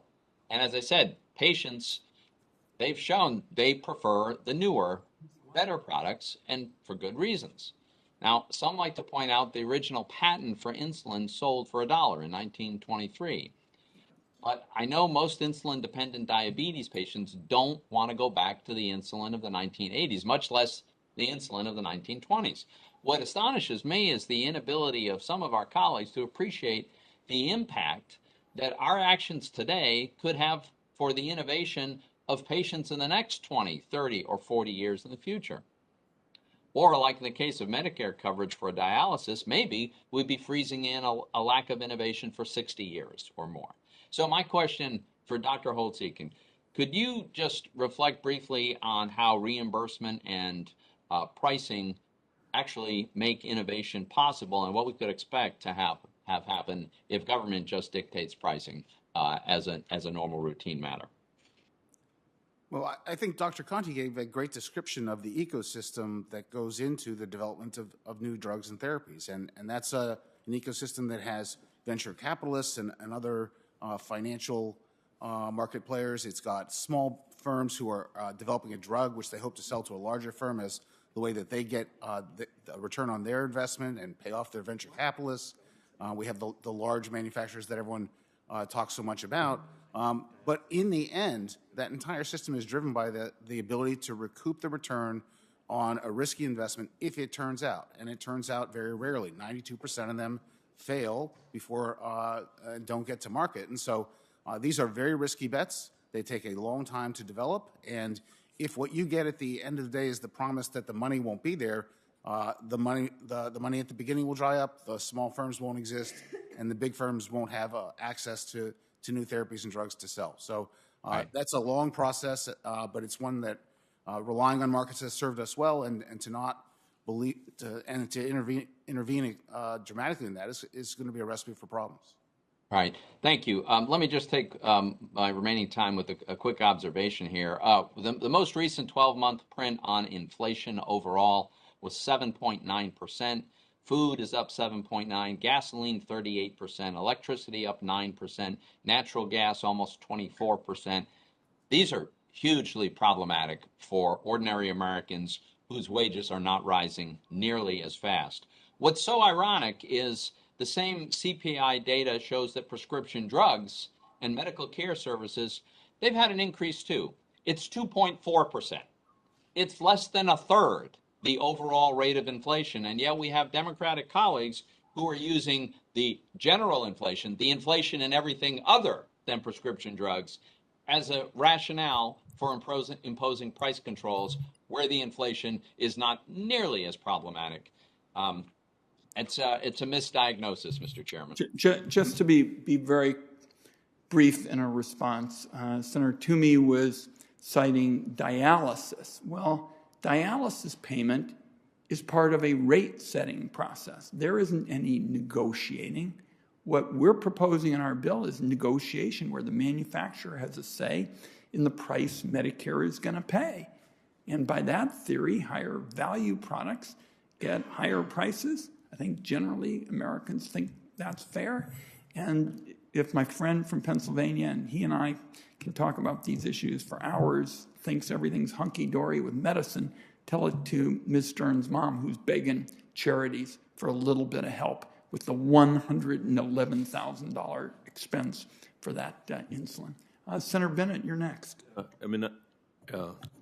That's the issue, Mr. Chairman. We're facing and hearing from our constituents. I had so many calls and so many stories, but the other day there's one of a parent or somebody who saw a parent at the pharmacy window at the local grocery store who was there to get drugs for their kids, and they got their prescription, and they looked at the price, and they walked away from those drugs that were that their kid needed. And you know, parents in other industrialized countries don't have to do that. They don't have to walk away from the pharmacy window, and seniors in other countries don't have to cut their pills in half or decide whether they're going to take their medicine or feed themselves or skip a day. So I think we want to have an aspiration of living in a country where we don't have to do that stuff either.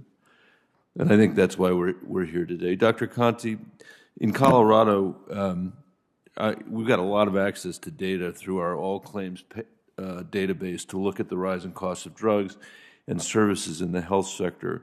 And according to data analysis funded by the Colorado Health Foundation and the Colorado Trust, health costs rose overall for patients and health plans. But when you break it out by services, you see a few things. From 2013 to 2019, prescription drugs rose in Colorado by 87%. Lots of other things rose, but much less than that. And I mean, I feel strongly, Dr. Holtz, he can raise this. I respect him, and I actually agree with him. I think, you know, we need to have a lot more transparency and data available to better understand the entire drug supply chain, including pharmacy benefit managers and distributors, on top of what we're talking about today. But Dr. Conti, could you talk about the need to focus on prescription costs as we are sitting here today to lower health costs for Americans, recognizing that there's more to be done in other parts of the healthcare system as well?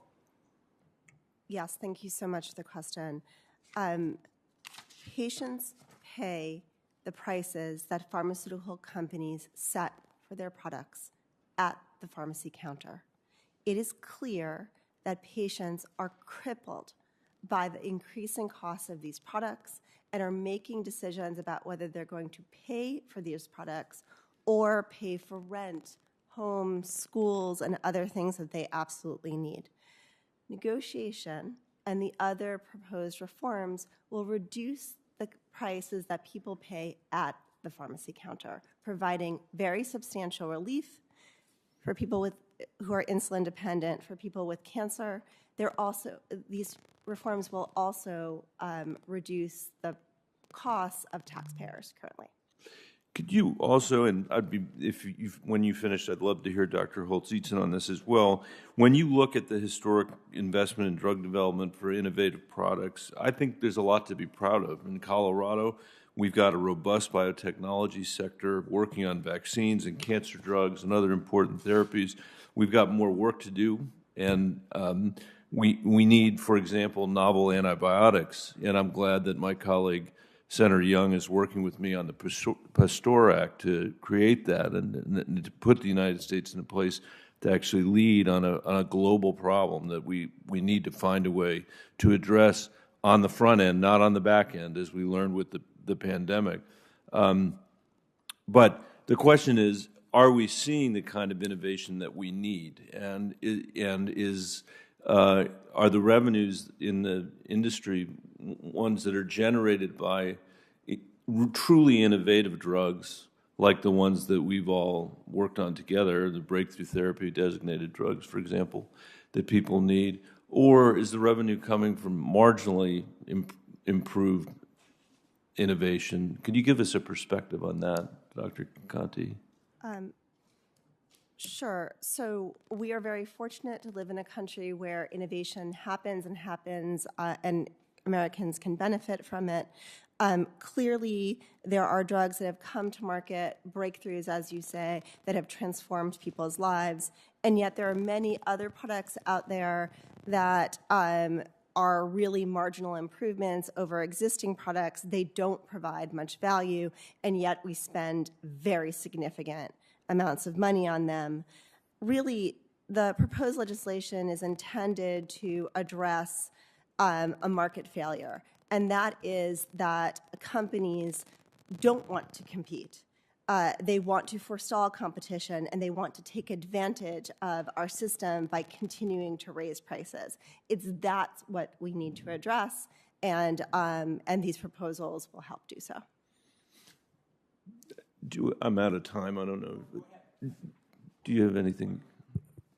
I guess I'd say two things. First, I'd be quite cautious about the dangers of sort of Me Too or similar drugs coming on the market, because think about hepatitis C. The first drug comes on the market, there's an uproar about what it costs and state Medicaid budgets. We ultimately get two more drugs that are Me Too's, like all they do is cure hep C, but prices come down by 50%, there's effective competition. So everyone wants lower prices. The way you get lower prices is have more supply, greater competition. And so finding ways to rule out new therapies that look like things you have is a way for high prices, too. I'd worry about that. I will say, I know I'm out of time.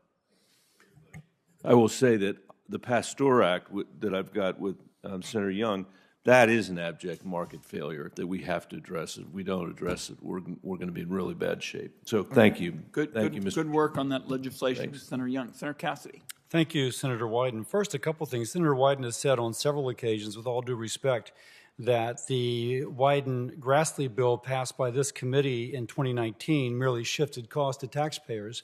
That's incorrect. It saved $94 billion per the CBO. And in the Part D redesign, we shifted the cost away from the consumer, from the taxpayer, to the PBM and the pharmacy. The pharmaceutical company. We capped out-of-pocket costs at $3,200, and we allowed an amortization of payments over 12 months. Cornyn had a bill that unfortunately had to go through judiciary that addressed the patent thicket, but if we addressed the patent thicket, then drugs like Humira would actually encounter competition within 12 years. And as best as I can tell, this bill would only ask them, they would be allowed to maintain their high price for 13 years. So we can actually work within the existing system if we take back up the bill we passed in 2019 on a bipartisan basis and achieve $94 billion in savings, et cetera. But that said, I enjoyed all your testimony, but I will focus upon Dr. Conti. Nice to see you, Dr. Conti, and Dr. Holtz-Eakin. Somehow it seems like I see you sometimes with facial hair and sometimes without, so now without. Dr. Conti, you mentioned that negotiations would not harm innovation. But some drugs are going to be particularly purchased by Medicare, in which Medicare would have monopsony power.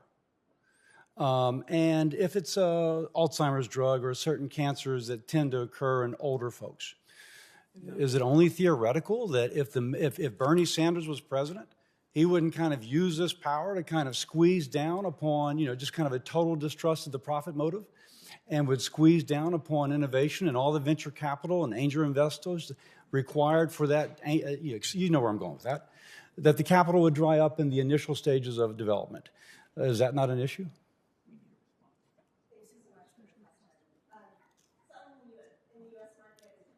Can you come a little bit closer to the microphone, please? Selling products into the U.S. market is a privilege. I know that Mr. Izell and Mr. Egan and the industry would love to call this price controls. It's not. We pay the highest prices in the world, and then we are the largest market in the world. With access to our markets comes requirements such as the FDA's imposing safety and efficacy requirements on the companies. If the companies don't do that, they face penalties. Now, that's in your testimony. I guess my question, though, is monopsony power here not going to be operative? I'm getting there. I have limited time. Please cut. No problem. So negotiation, as proposed, sets up a similar structure. It protects consumers and at the same time sets up a real negotiation. Pharma companies get access to these products, and in exchange, they should set their prices reasonably. All negotiation is doing is setting up a process for doing it. Is there no possibility of the federal government being particularly onerous, depending upon who the administration was, and attempting to squeeze prices in a way that it would send a signal to investors not to invest at an early stage? I don't see that, and that's because, again, pricing is voluntary, and so many pharmaceutical companies price reasonably on their own. What we should expect is that our companies will do the same here, and if anything, negotiation will occur in a very few set of products, if at all. Dr. Holtz-Eakin, I think Dr. Conti makes an interesting case that our current structure encourages companies not to innovate, but rather to tweak in order to squeeze a little bit of more juice out of a product which is actually frankly mature. Setting up patent tickets so as to extend the profitability of something long after patent is there validity to that argument? So, well, the key here is exclusivity, and we want to provide exclusivity as an incentive for people to have genuine innovation. It is the job of the Patent and Trademark Office to only provide patents for novel innovations which are genuinely new. And so if they're doing their job, that shouldn't be a pervasive problem. But nevertheless, concerns remain, and I know Senator Cornyn has a bill that's looking at that, and I'm sympathetic for looking at specific instances where that practice might be detrimental. The thing I'm concerned about is that the innovation we rely on is generic entry to control prices. And under the proposed Build Back Better legislation, if you're thinking about making a generic alternative to a brand name drug, you don't know if the Secretary is going to designate that drug at some point in the future to suddenly have its price cut down to 40 or 75% of AMP at a minimum, perhaps lower. That's in the legislation. That's not a negotiation. And so are you going to make the investments so that you can enter that market? We've just made actual generic competition harder, not better. And that's a mistake. Follow-up? Of course. Now, that could happen with the biologic follow-ons. Likewise, yes. I will say that. But let me ask you this. I had eye surgery. They prescribed a non-steroidal for my eye pain, and it was going to cost me $50. I had to take it twice a day, or something like that. It's been a while. It turns out they had discontinued my product. It was the same product, but now it's given not twice a day, but once a day, and I had to pay $400 for a vial. Is that innovation, or is that technically it's innovation, but the tweak made me pay $350 more, how much somebody who could not otherwise afford? Are there different classes of innovation, and should we treat those different classes differently? So the way the market would solve that problem is that we have both standing But side by side. if the same producer stops... Well, no, I hear you. So that's how you decide in a genuine market setting. The consumer gets to say 50, 400, once, twice, I get to pick.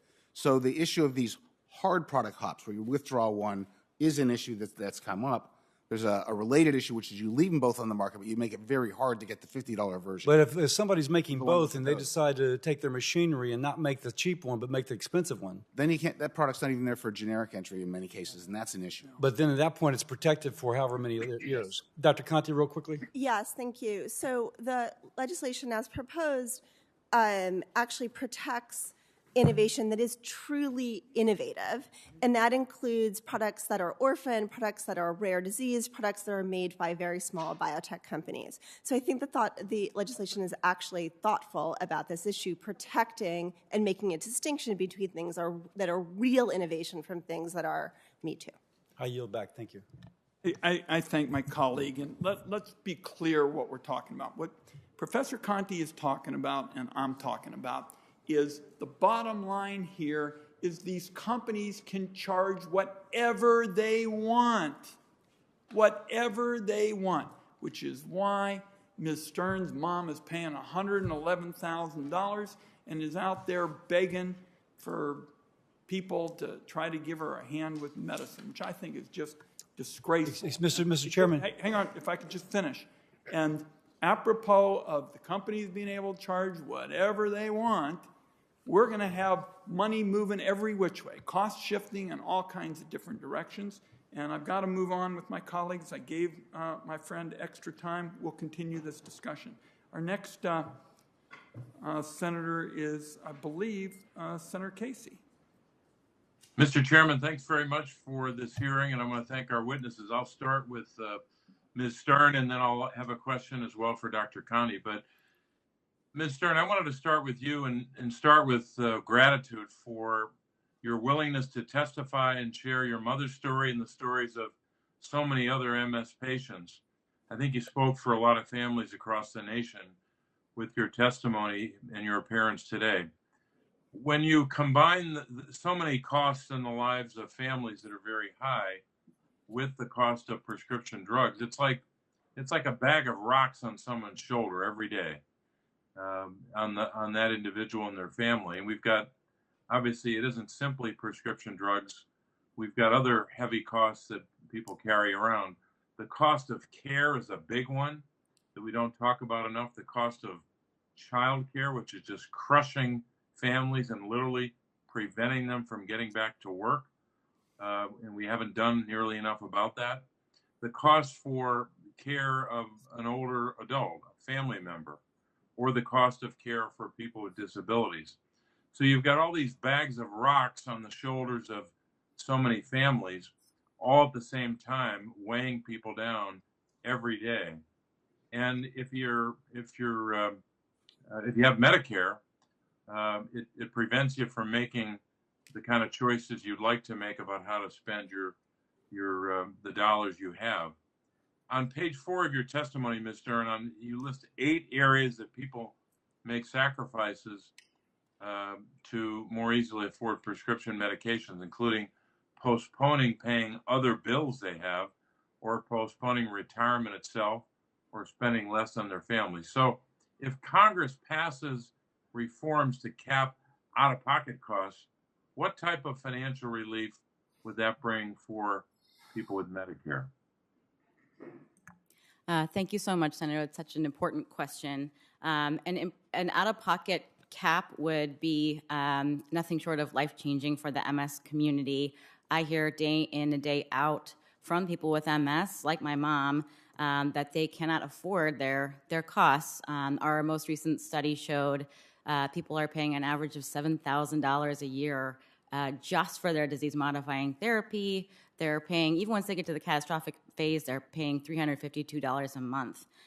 Those numbers are so high, even people working really good jobs would struggle to pay that kind of burden. And people who are seniors or on a fixed income, people with chronic health conditions and disabilities, they find those costs insurmountable. So we do have people making all kinds of really difficult decisions to, put not paying their bills, postponing retirement, putting their groceries on their credit cards.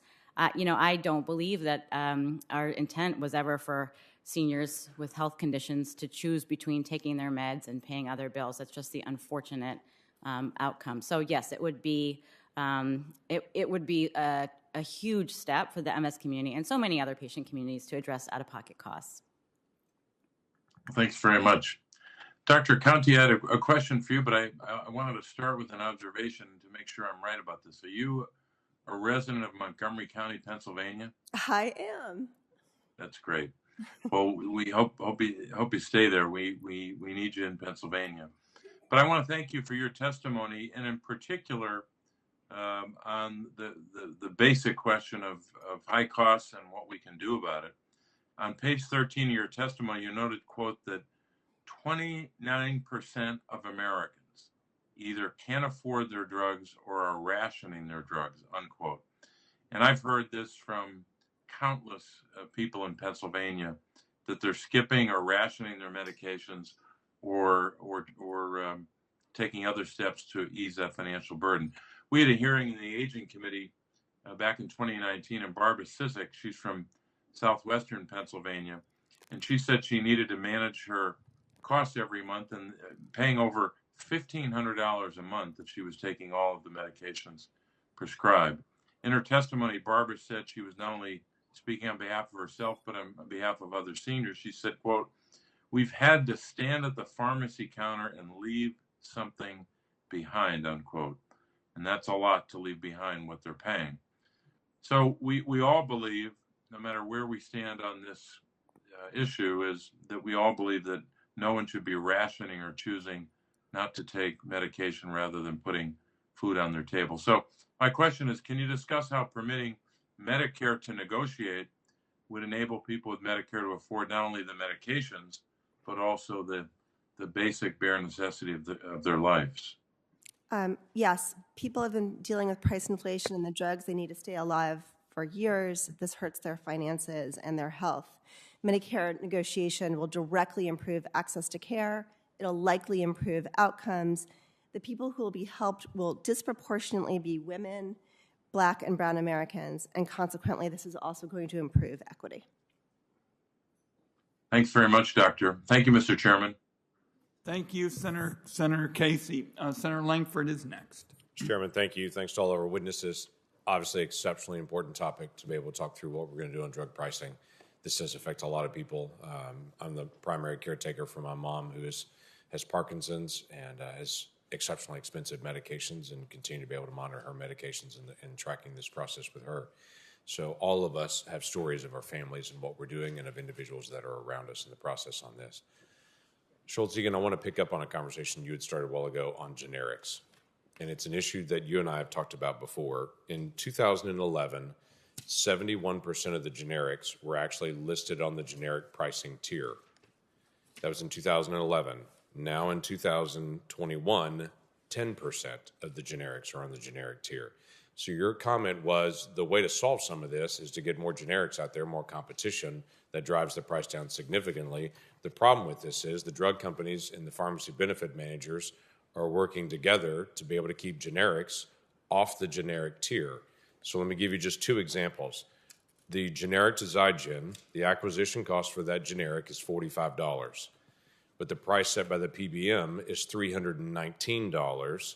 The co-payment is $105 because it's not on the generic tier. Though it is a generic, it's not being listed on the generic tier. Another example is the generic to Gleevec. Acquisition cost $431 for the generic. It's very expensive. The PBM price for it, $4,620. The copay then is $1,521 because it's not on the generic tier. So that should be on the generic tier, but it's been negotiated by the PBMs and the drug companies not to be able to do this. This is an issue that is rapidly accelerated in the last 10 years, that generics don't end up on the generic tier. The consumer pays much more for that. How do we attack that? So first, just to reiterate the importance of generic competition in the U.S., over 90% of scripts that get filled are generics. Right. And U.S. generics are cheaper than generics around the world. So we Yeah, talk a lot about... Not just 90% of the scripts that are filled are generics, but only 22% of the total cost for prescriptions are generics. So I'm with you. Overwhelmingly cheaper. I'm with you on that. Yeah. So here's the issue. We all think that this is the result of the rebates from manufacturers to the PBMs for different tiers of placement. So my position as an economist is, look, pharmacy benefit managers must provide value. We know that managed care organizations provide value, and we hire them. An insurance plan might want to hire someone to manage the benefit, and they could pay them for that service. So the issue is the reimbursement through the manufacturer's rebates and or the DIR from the pharmacies. So we discussed for years in this town the notion of passing that rebate through to the ultimate purchaser at the point of sale. That means that co-insurance and out-of-pocket costs are driven off net prices, not list prices. Right. That takes away the tiered incentives that you're talking about. That would be one way to go.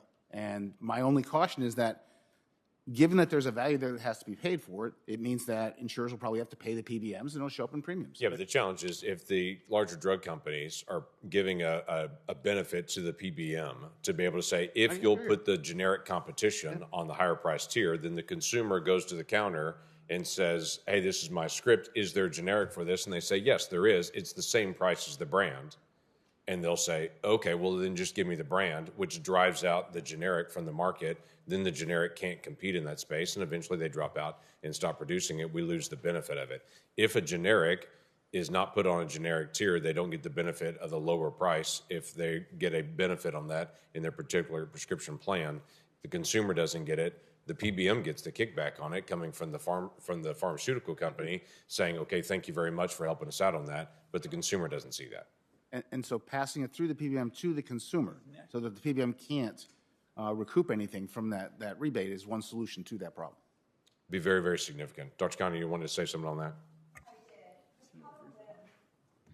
I did. The problem with passing the rebate all the way through to consumers is that premiums are going to rise, and therefore disparities are going to grow.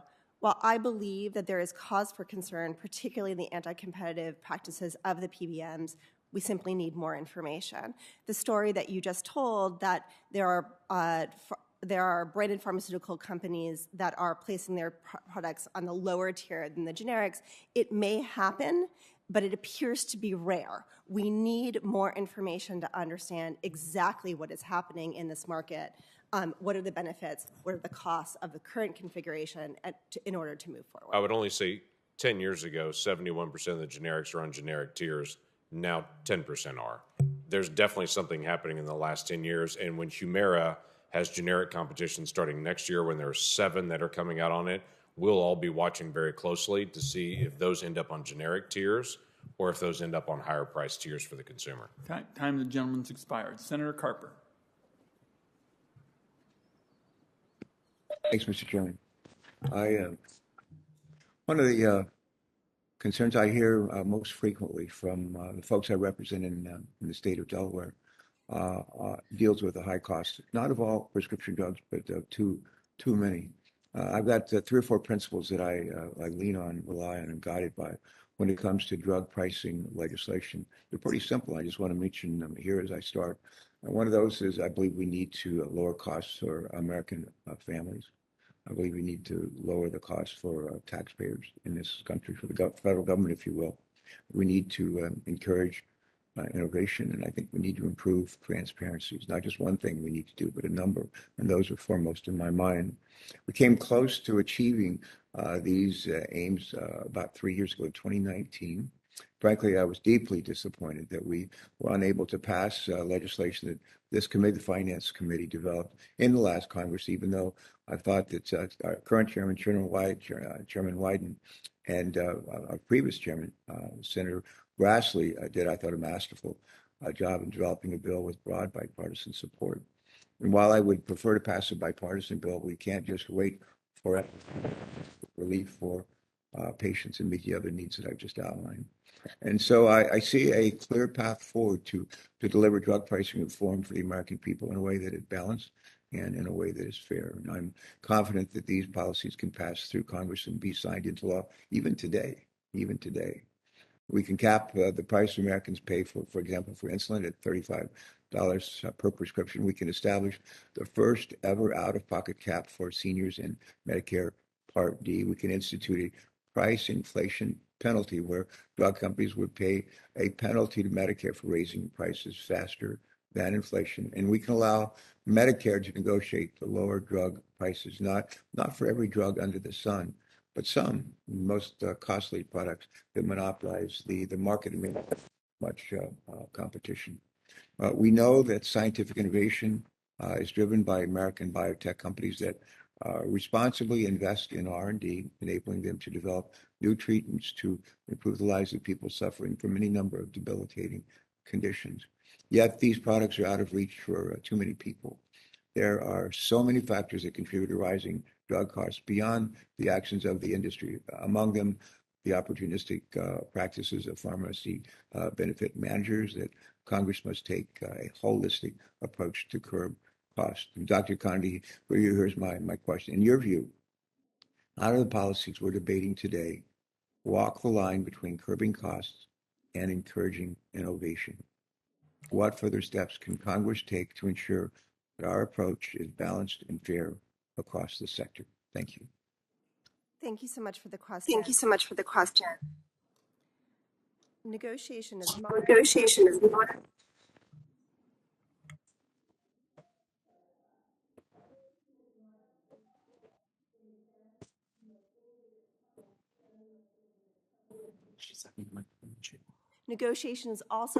is also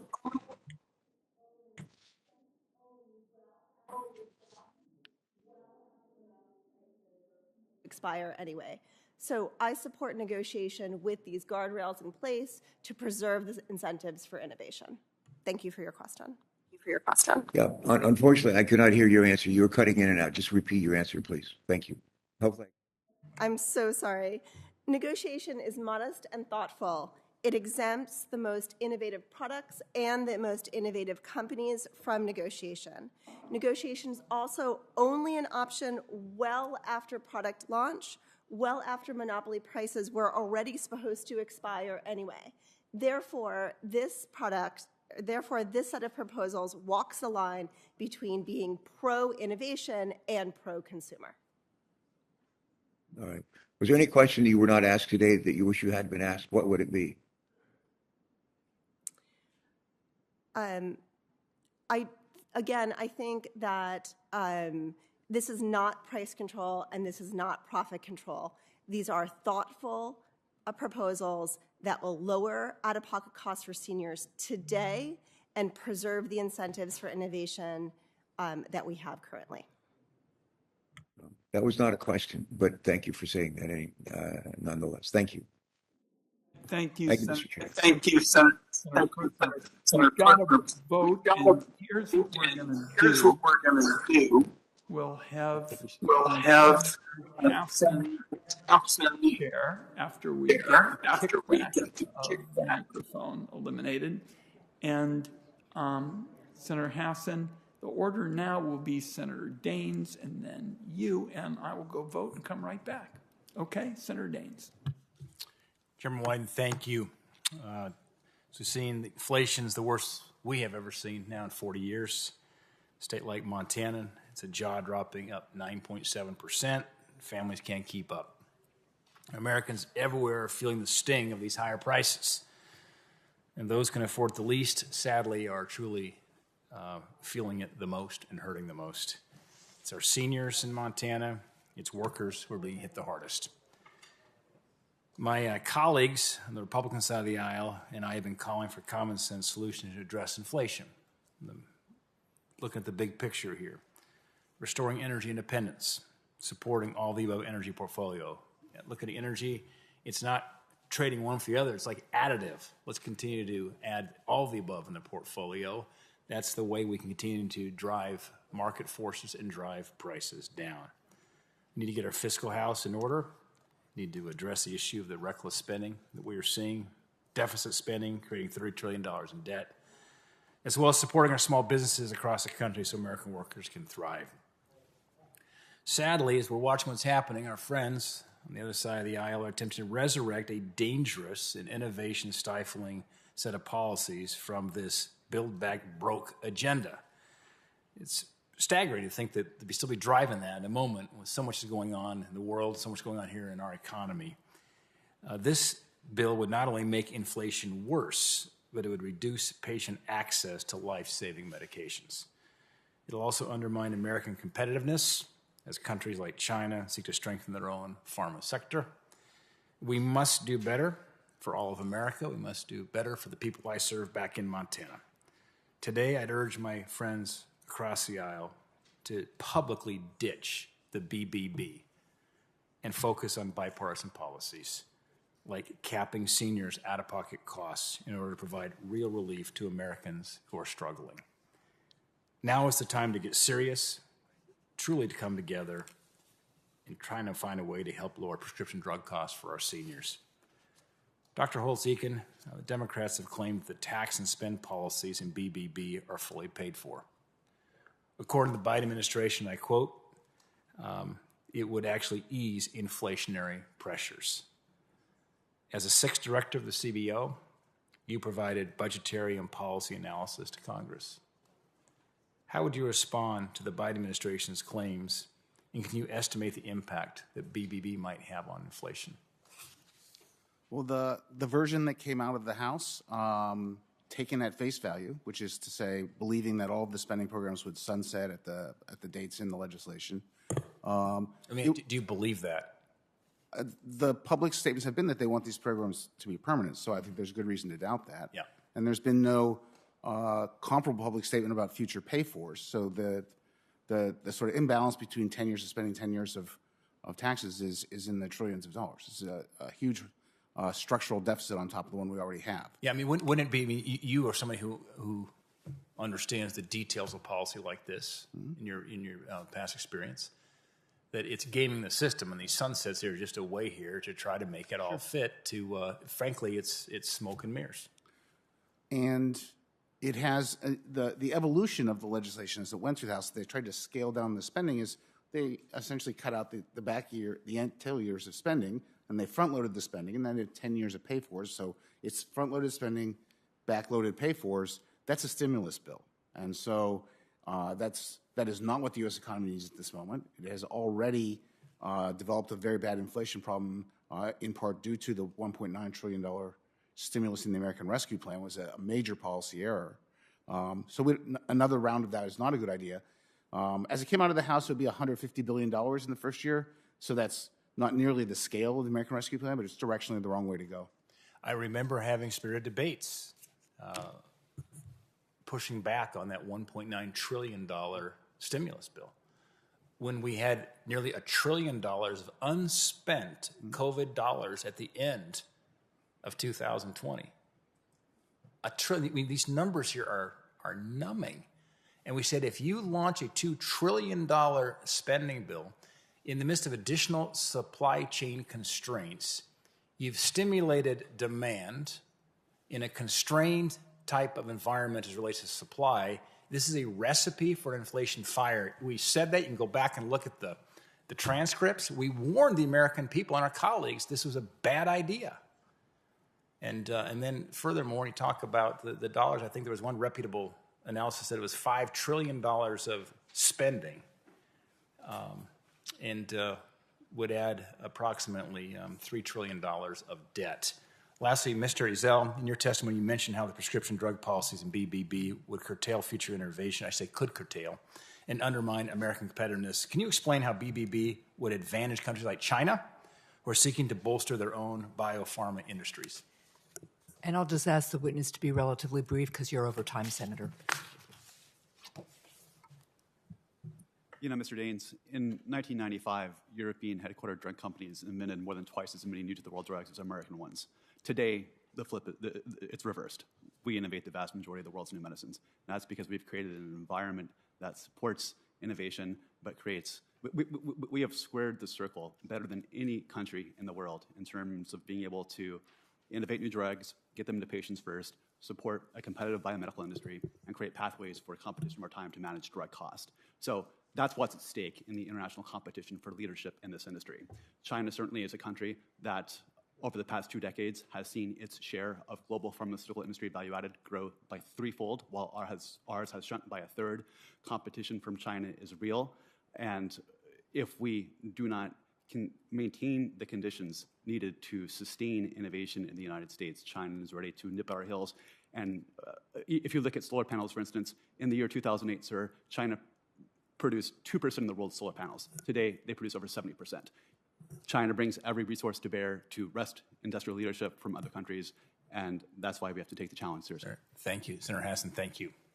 Thank you. I want to thank the chair and ranking member for this hearing, and I want to thank all of the witnesses for being here today. And I really want to get back to the topic at hand, because while Americans struggle to afford life-saving medications, pharmaceutical companies continue to raise prices. Allowing Medicare to negotiate drug prices is a common-sense solution that will strengthen Medicare and bring relief to granite state families and families all across the country. We also need to penalize drug companies that arbitrarily make large price increases. And Congress needs to act quickly to pass drug pricing reforms. Patients and families can't wait any longer, and it is an immediate way to lower costs for families all across this country. So, Dr. Conte, I want to start with a question to you. The pharmaceutical industry has burdened Americans with one arbitrary price increase after another. These increases fall especially hard on patients using specialty drugs, which treat their complex chronic conditions. A Medicare beneficiary from Wilmot, New Hampshire, with stage 1 Parkinson's disease contacted me last week. She spent $2,100 last year on co-payments for just one of the drugs that she takes. Dr. Conte, how would allowing Medicare to negotiate prices make specialty drugs more affordable for patients like her? Thank you so much for the question. Negotiation and inflation caps will directly benefit consumers at the pharmacy counter. They will find immediate price relief for the products that they need to stay alive. This will help them afford their medicines and hopefully lead to better outcomes. Thank you. I agree. And that's why it's so essential that we allow Medicare to negotiate prices and pass a drug pricing reform package. Another question to you, Dr. Conte. As prices skyrocket, Granite Staters have also shared their struggle to pay for insulin.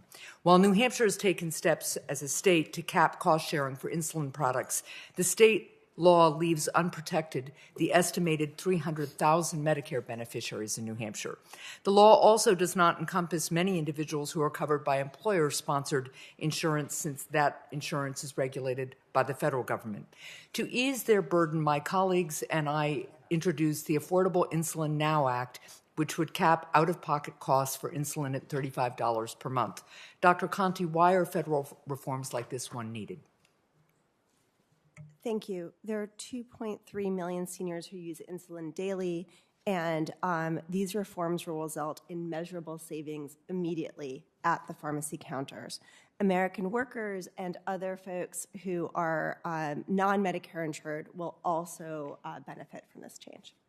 Thank you very much. Ms. Stern, first of all, I just want to thank you for your very moving testimony, and thank you for being here. Several Granite Staters who have multiple sclerosis recently visited my office to share the financial toll of high drug prices on their families. According to the National Multiple Sclerosis Society, the median price of certain medications for MS is close to $94,000 per year, an increase of almost $25,000 since 2015. These Granite Staters also discussed the strain of worrying about how they'll afford to fill their next prescription. So, Ms. Stern, how do high drug prices exacerbate the stress of managing a chronic condition like yours? That's a great question. First of all, I should point out that these high prices really do translate to real-life impact for people with MS. People who are relying on Medicare are paying a co-insurance for their MS disease-modifying therapy, so they're paying, 25% or whatever percent of the cost of that drug, and that can be a huge amount of money. MS is a condition that is exacerbated by stress, like so many other conditions. Having to navigate this system through MS symptoms such as chronic fatigue and sometimes cognitive issues, it can be it represents a huge burden for the person with MS, for their family, for their support system. Thank you very much. And again, thank you for being here. Not always easy to share personal experience in a hearing, but it's really important. The chair is back, so I will turn it back to him. I thank my colleague. It's a busy day. Let's go to Senator Cortez Masto. Thank you, Mr. Chairman. I want to thank you for this important hearing today, and thank you to the panelists for the discussion. What I've heard this morning, and we all know this, there are major market failings in the healthcare sector right now. We can see that in really the huge profits that we're talking about today that the pharmaceutical industry rakes in. And that's why Medicare does need tools to negotiate for fair prices from pharmaceutical companies. Prices that will let drug companies continue to innovate without gouging seniors or federal taxpayers. That's not a popular opinion, unfortunately, among some drug manufacturers. What I've heard today, that it will somehow, they've said it is government price control, and that it will stifle innovation. There's a lot of fear-mongering going on out to the general public, and you got to kind of question why that's happening. And so let me just put a couple of things on the record here because I think it is important. This isn't price control, and Dr. Conti, I'm going to have you touch about it. What is price control, and you touched on this, is when pharmaceutical companies set the prices, and we cannot negotiate lower prices for taxpayers, for Americans across the country. That's price control. Government price control really is a form of what I'm hearing from some of my colleagues to scare people. Because quite honestly, if we want to talk about what the government does to lower costs, we have a perfect example in the GSA, which literally the United States government, GSA, awards contracts to vendors who want to do business with federal agencies, because there's a lot of federal agencies, and they are allowed to do that business based upon pricing to be fair and reasonable that will provide the best value at the lowest overall cost. So the federal government is already doing this to get the best price, and in this instance, we're looking at negotiation under Medicare to get the best price for people that are in the program. It just astounds me that there is so much fear-mongering going on around here. So really, when I hear government price controls, what I'm hearing is that pharmaceutical companies are afraid for the free market to take place and negotiation to take place to lower these costs. That's one. Two, there was conversation about a bill that we passed on July 25th, 2019, out of this committee, Prescription Drug Pricing Reduction Act of 2019. Not only did it pass out of this committee in a bipartisan way, and unfortunately at the time there were 9 Republicans who did not support it, but it passed under a Republican administration and Republican leadership. It went nowhere. It was not passed on the floor of the Senate, but it should have been. And I agree, not only should that piece of legislation, which we passed out of this committee, get passed on the floor of the Senate and get to the president's desk for signature, but we should also be passing drug price negotiation in Medicare so that we can lower costs for so many people across this country. It's not working. I mean, just listen to the general public. It is not working right now. It's the number one issue I hear when I'm at home. Something is going on. So, Ms. Conti, or Dr. Conti, excuse me, can you once again talk about how false this is, that somehow if we allow prescription drug negotiation, it is going to inhibit innovation? And by the way, let me just add, if you're concerned that somehow it's going to inhibit it because it's going to have less profit for the pharmaceutical companies, then let me add to their profit line. Stop doing those commercials on TV. Let our doctors decide the drugs and prescriptions that patients need and not advertise all over the television with all of these commercials. That could save dollars for these pharmaceutical companies that they can put back into R&D and innovation. But Dr. Conti, please tell me, is it true that it is going to stifle innovation? It's not true. Nothing about our current ecosystem that is the envy of the world, where we bring the most drugs to market and the most innovative drugs to market, will change after this legislation is passed. And at the same time, consumers will be able to pay for the products that they need to stay alive, stay well, stay working, and stay taking care of their families. And thank you. And let me say, Ms. Stern, thank you for being here. Thank you. I have a cousin who's a year younger than I am with MS, and he is in a wheelchair. And the worst thing that I can see is not only how my aunt and he have to manage the cost for their drugs with everything else that they have to do, food on the table and pay their bills and a roof over their head. But here's the other thing. Can you talk about the anxiety that comes with worrying about prescription drug costs and what toll that takes on a patient who is really having challenges already with their health? What kind of impact does it have on their mental health? Yes. So, I would say these are excruciating decisions, right? These are impossible. And I said in my testimony, I think it's one of the most compelling findings we've had in the last decade. 40% of the people with MS are altering the use of their medication. So they're making those choices, depending on what they're being charged for their med and what money they have. So they might be skipping doses. They might be going off their med altogether. And with that, you worry about what's going to happen to my disease. Is my MS going to progress? Am I going to lose mobility or cognition or something like that? And will it ever come back? So, it's anxiety that really compounds the difficulty, as you said, of living with a disease that's already a challenge. Thank you. I know my time is up. Thank you, Mr. Chairman. I thank my colleague, and she's been such an advocate, Attorney General in so many sectors. I really appreciate her leadership. Next is Senator Young. Thank you, Chairman. I welcome the witnesses. My state of Indiana has a robust life sciences industry, and we're very proud of that. The pipeline for new drugs and cures is growing because of alignment between innovators and regulators that recognizes the benefit of innovative therapies. I'm concerned that policies included in the partisan Build Back Better Act will have significant long-term impacts on investment in discoveries to improve, save, and extend lives that are currently being made in this country. So my question is for Dr. Holtz-Eakin. Doctor, you led the Congressional Budget Office years ago, and there are some differing analyses of the impact BBA policies will have on new drugs. Now, the Congressional Budget Office and the University of Chicago, for example, are widely differing in their assessments. Can you explain how the CBO has a perception that the Build Back Better Act proposals are more modest and less threatening to drug development compared to other studies? Well, I can't speak for the CBO any better than they can speak for themselves, so I would direct you to the publications they have on. They have a publication on their modeling of the drug industry and the development process.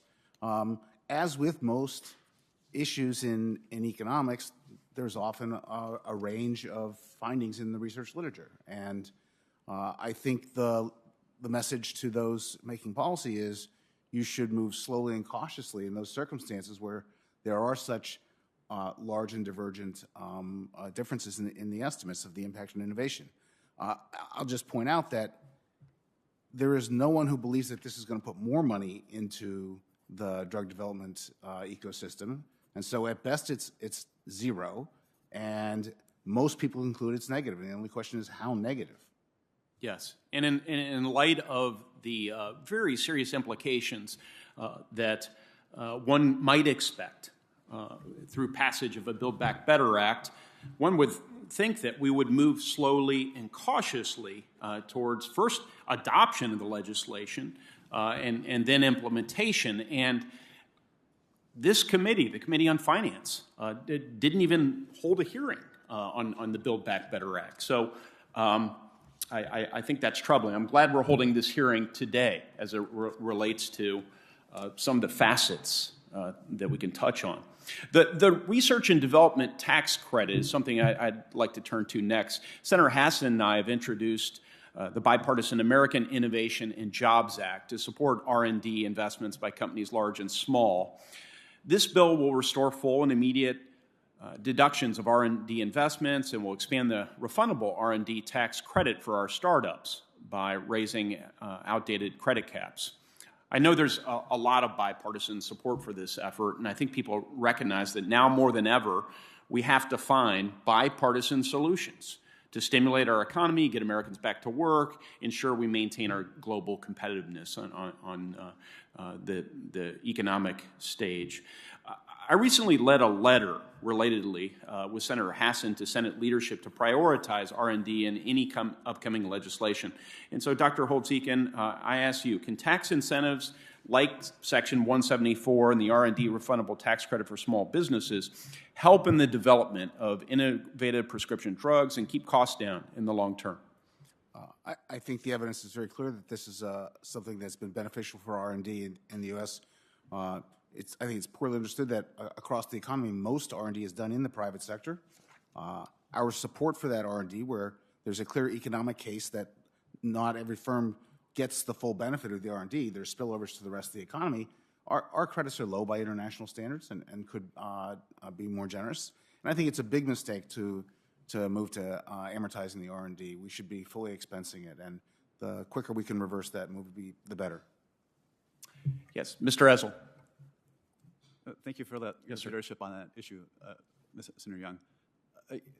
To Doug Holtz-Eakin's point, the United States really invented this instrument as a motivator of innovation in the year 1981, and for decades, America had the world's most generous R&D tax credit. Today, we've fallen to 24th out of 32 OECD countries in R&D tax credit generosity, and countries like Brazil and India have a tax credit 3 times more generous than ours. Brazil and India have a tax credit 3 times more generous. That's instructive and a powerful example. Where is communist China in terms of their incentives they offer?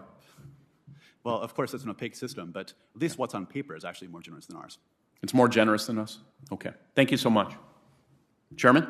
I thank my colleague, and just to be clear, I think my colleague said there hadn't been any hearings and markups on matters relating to Build Back Better. I think my colleagues know that with respect to the centerpiece, which is the Clean Energy for America legislation, we had hearings, we had a long markup, and it was actually reported out. So I just want the record to be clear on that. Senator Warren.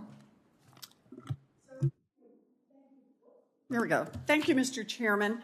Earlier this month, you and several others on this committee joined me in sending a letter to PhRMA about 2 studies that reveal troubling increases in drug prices. The study showed that in January alone, 1 month, manufacturers raised prices for 16 of the 20 top-selling Medicare Part D drugs and increased prices for brand name drugs by an average of over 5%.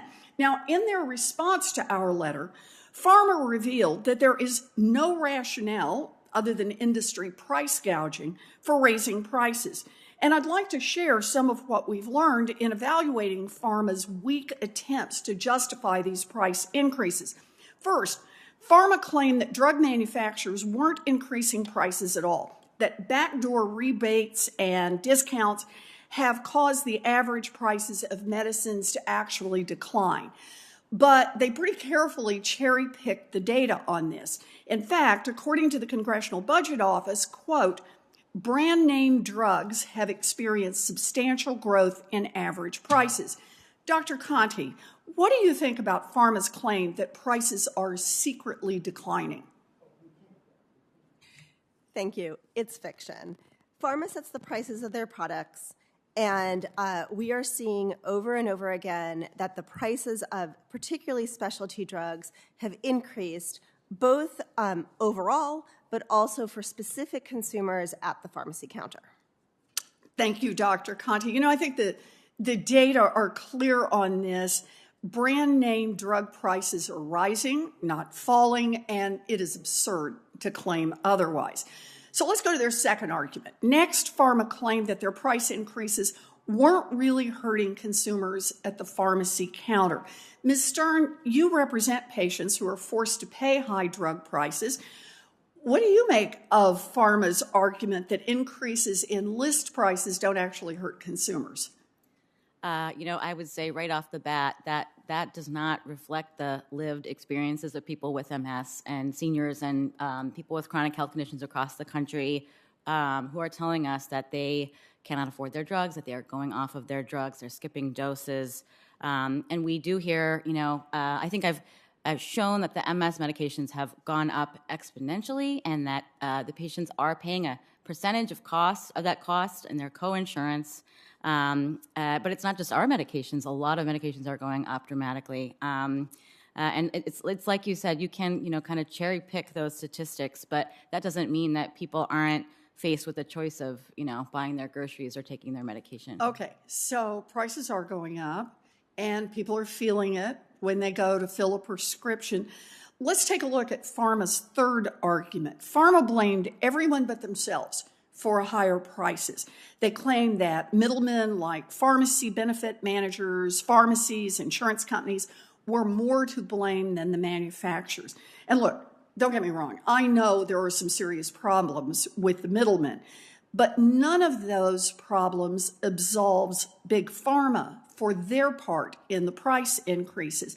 So, Dr. Conti, when you think about brand name drugs, especially the very expensive ones, is it fair to say that brand name drug manufacturers collect more revenue from drug sales and have higher profit margins than the middlemen that Pharma is trying to blame for the price increases? Yes, absolutely. Research shows that the industry itself is benefiting off of the high list prices that they're setting and the year-over-year price inflation that they are experiencing on these products. The only way that the PBMs are enriched by that is if there's competition in these markets. There is no competition in these markets, and therefore there's no rebates, and therefore the PBMs aren't benefiting. It is the companies themselves that are benefiting from the high prices and price increases that they're setting. The company's own documents support this claim. Thank you, and I appreciate your analysis of the data here. You know, what we have happening in the drug industry is exactly what's happening throughout the economy. Big drug manufacturers have outsized market power, and they face little or no competition for their brand name drugs. So basically, they're free to increase prices exactly as much as they want to. That hurts patients, it drives up inflation, and it needs to stop. And that's why we need to pass legislation that lets Medicare negotiate for lower prices and cut costs for beneficiaries. And it's why the administration also needs to use its existing authorities, such as compulsory licensing and march-in rights, to rein in drug prices immediately. We know what the solutions are. We just need to put them in place, get it done. Thank you. Thank you, Mr. Chairman. Thank you, Senator Warren. And we've been at it for 3 hours at this point, and I think we know what the bottom line here is. Pharma can charge whatever it wants, period, full stop. And we now have watched over the last 3 hours the bookends where Ms. Stern describes how her mom, with her help, is out there begging for a good chunk of the year to be able to cover a bit of the $111,000 that her mom has to pay for medicine. So, what's the response from some of my colleagues sitting over here?